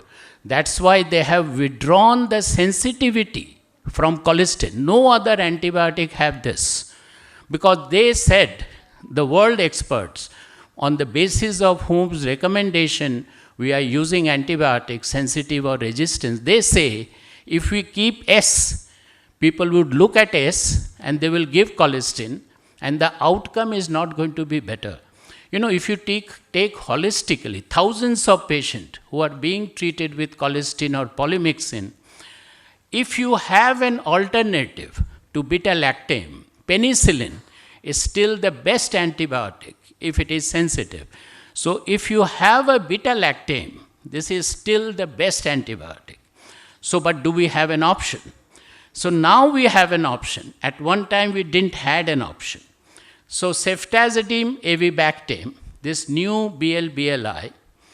Now there are two kind of situation. You can get carba resistant. One is NDM, which is very common in our country, or OXA48, or both together. If it is purely OXA48, you can give ceftazidime. This is good. You don't have to give colistin. If it is NDM or NDM with OXA, the problem is, how do we know? By phenotype, that means the antibiogram given by the lab, it is almost impossible to know whether it is NDM or OXA. So if I go back to this case, how do I know whether this organism is NDM or OXA? You have to ask the lab to do a sensitivity to ceftazidime. If it is ceftazidime sensitive, then it is OXA. If it is ceftazidime resistant, then most likely it is NDM, provided it is carbapenemase. There are other mechanisms of resistance which we won't discuss. So then, what is the option? If it is OXA48, you give ceftazidime. If it is NDM, you give ceftazidime plus aztreonam. Now there is a twist to it. In our country, the organisms are becoming so resistant. We are the world capital of antibiotic resistance. This is a silent epidemic which will kill more patients than COVID. And this is happening every day. And that's why we are here.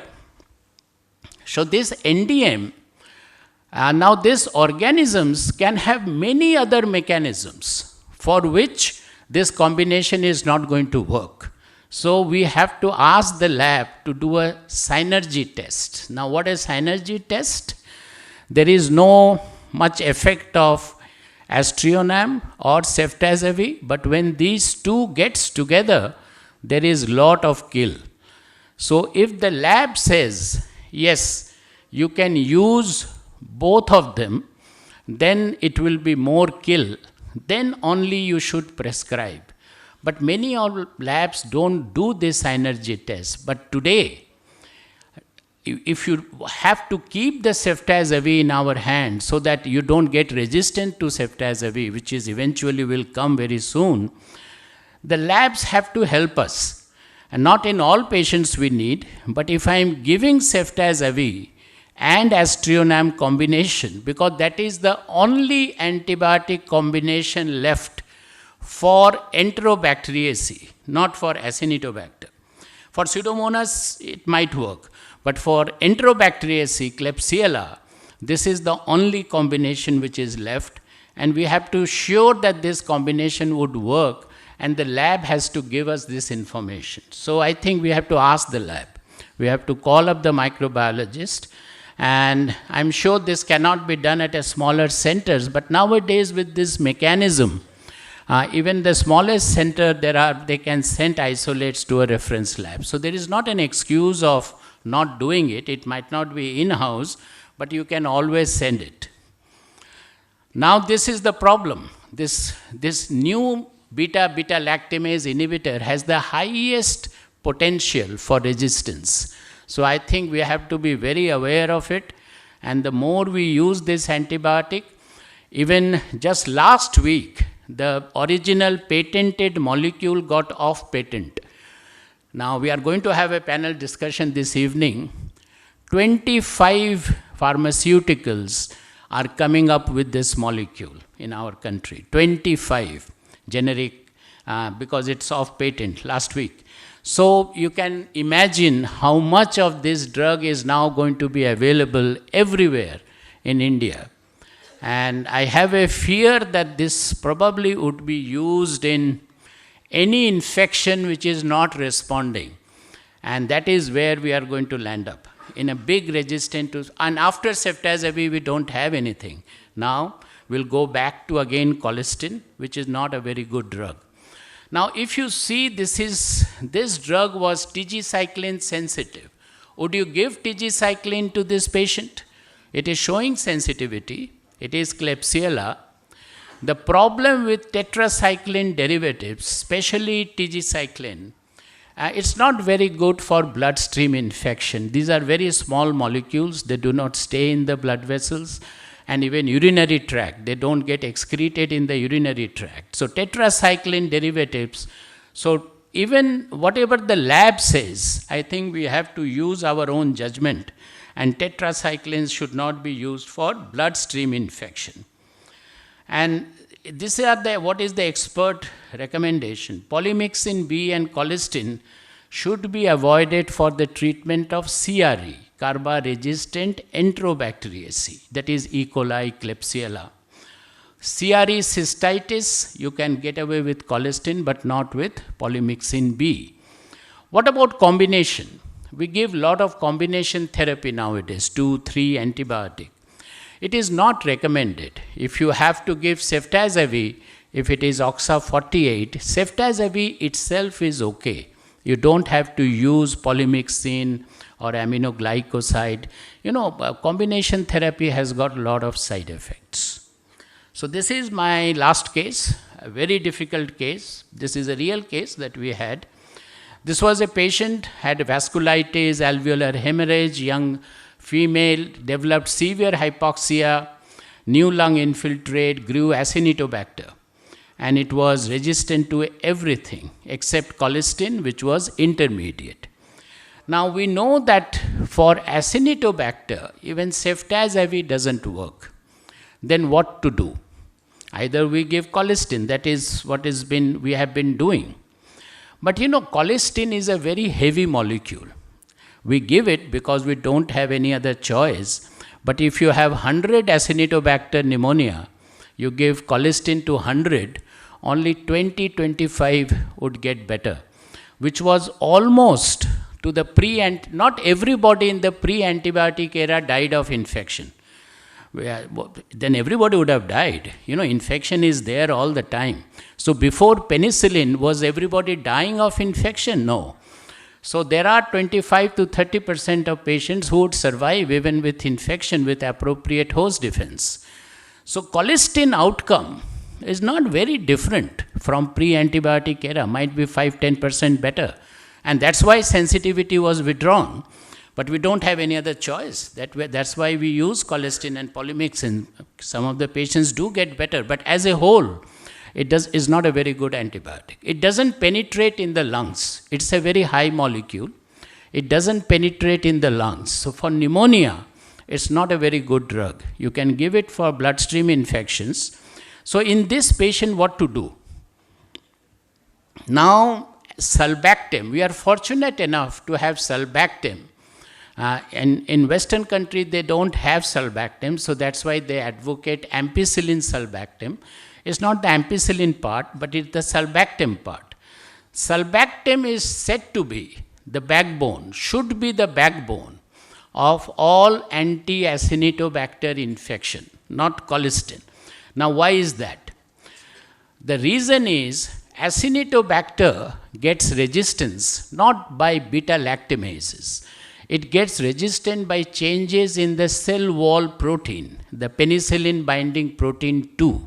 PBP2, and sulbactam is the only antibiotic which will act against this PBP2, and that's why sulbactam at a higher doses is nowadays advocated for this Acinetobacter. But there is a twist again here. You know, we are a very special drug resistance. You know, in Vellore they have a very highly referenced lab. They take isolates from all over the country. And what they have found that in Acinetobacter, in our country, from different parts of our country, apart from PBP2, there are other mechanisms of resistance against which sulbactam doesn't work. So I'm not surprised that in our country, this recommendation might not work. Sulbactam might not be the preferred choice, and then we don't have any other option but to use colistin against Acinetobacter. And there is no way, even in the reference lab and with PCRs and all, to know whether it is PBP2 or not. So, but at the present moment, do use sulbactam because even if this crab is colistin, carbapenem resistant Acinetobacter is not susceptible to sulbactam, it may still be reasonable to consider high dose sulbactam as a component of combination therapy. And various kind of combinations may be used, sulbactam with minocycline, tigecycline, polymyxin B, and this is one of the situations you can use 3 drugs, polymyxin B, TG or mino and sulbactam for Acinetobacter, provided, this is one of the biggest problem, many of the patients die not due to Acinetobacter, but they die with Acinetobacter. Because they are dying because of their underlying disease or some other reasons, Acinetobacter is just a colonizer. And we might be contributing this patient's malady by adding lot of antibiotics.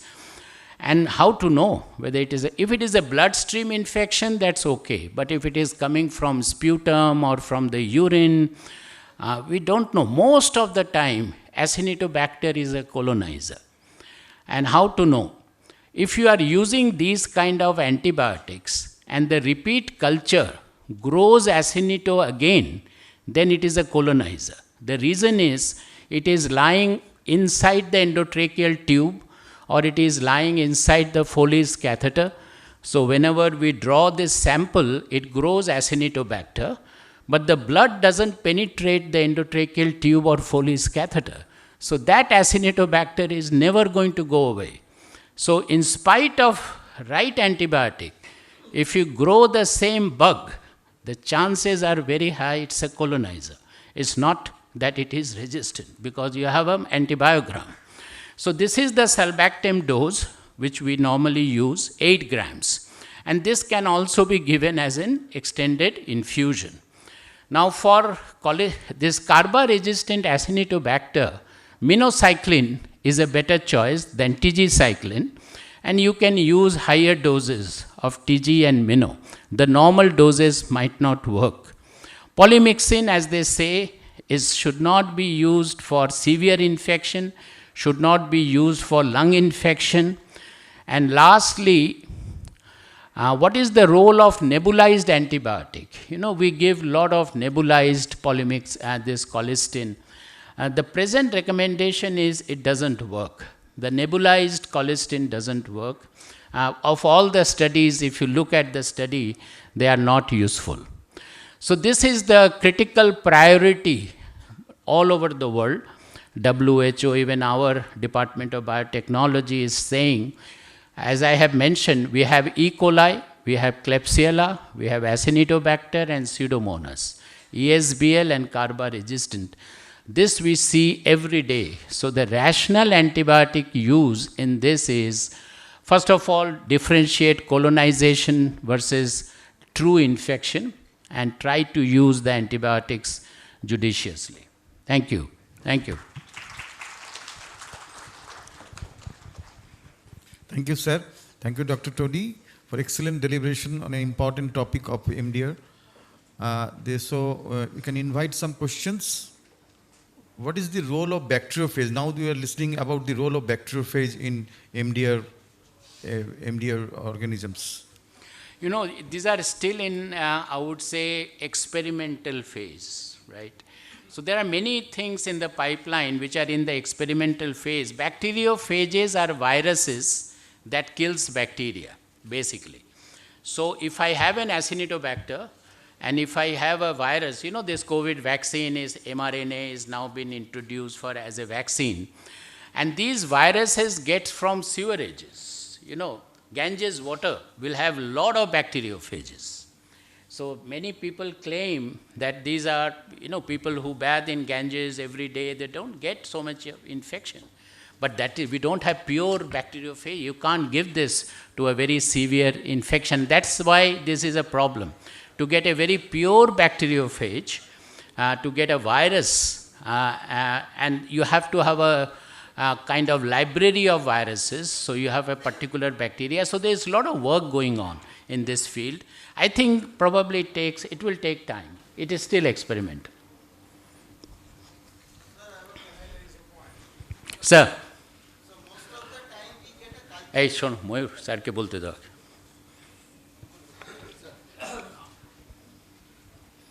thing, when we choose an antibiotics, you have to think of organ specific, bug specific, resistance or sensitivity, and the cost. I think in our setup, the cost is an important consideration. Cost of life versus cost of the drug. That has to be also taken into consideration. And secondly, high-end antibiotics, there are different brands. Different brands. Temptation is always that to go for the high-end antibiotic top brand. How can you resist this thing in clinical practice in most of the hospital? That is important. Very valid points. You know, the first thing is the holistic cost. You know, many of the antibiotics are very costly, as sir pointed out. But if I can decrease the ICU stay by 1 day, and that's why, you know, I sometimes wonder why all of these articles, they keep on saying ICU length of stay, hospital length of stay as the primary endpoint rather than mortality. It is because if I decrease the 1 day length of stay, that will be 3 weeks of antibiotics that I am giving to this patient. So holistically, we should, unfortunately, in our country, we don't have good cost-effective analysis where we look at the holistic cost and have I decreased the length of stay, upfront the antibiotic cost would be higher. But if we can decrease the duration of the antibiotic and decrease the length of stay, the total cost might be less. And as sir said, generic versus the patented molecule, sometimes I ask the industry, why don't you do a trial of generic versus patented, head-to-head trial, randomized study, and see the outcome? Both the parties are not interested, and we know because they are very wary of the outcome. Each of them are very wary of the outcome. So I think we don't have an answer. We have very good quality industries, so I think the generic products they are coming out might be good quality, but unless we have a good study, we don't know. So, but that's where we are. The more generic products, the more it will be used, so there would be chance of resistance. Last question from there. Yeah. Gentlemen. Mayur, bolo, key question.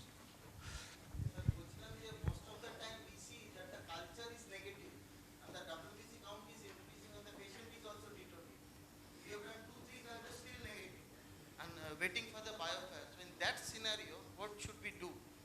Regarding hyperproteinemia, hypertension, patient is having septic shock, procal is rising. So what do we do in that case? You know, again, that is where we go wrong many of times. We send cultures not in a standard way. If you send 10 cc of blood for culture, the yield is 30%. 7 out of 10, it will be negative. If you send 30 cc of blood, it will be 70%. If you send 40 cc of blood or even 60 cc, that is, if you send 3 vials, 10 cc each, 20 cc each, it will be 90% positive. But for each vial, the cost increases. That's why we send only 1 vial and we get culture negativity. And that is where, again, this point will come. If I upfront, the cost might be high. But if I get a culture positive, I will use the right antibiotic, and not only the mortality, but the length of stay, hospital stay will come down. So I think the best way to have a protocol, standardize the blood culture in a hospital or a nursing home, and use that, the number of bottles to be sent. And that's what the microbiologist said. So you are quite right. Many of the time it's negative. You have to use empirically, but I always emphasize you send appropriate cultures. Thank you, sir. Thank you. Thank you. Thank you, sir, for your wonderful talk. I would now like to call upon Justice Oshim Banerjee to felicitate Dr. Todi, Dr. Ehsan Ahmed, and Dr. Amitav Mujumdar with a small token of appreciation.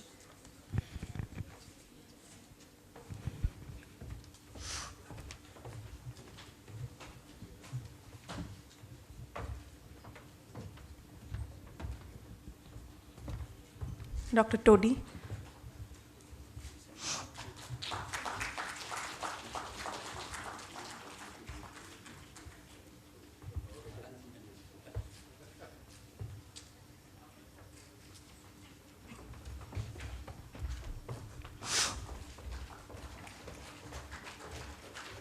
Dr. Ahsan Ahmed.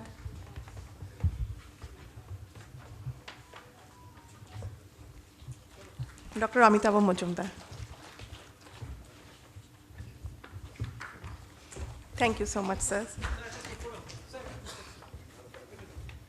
Sir, to group photos.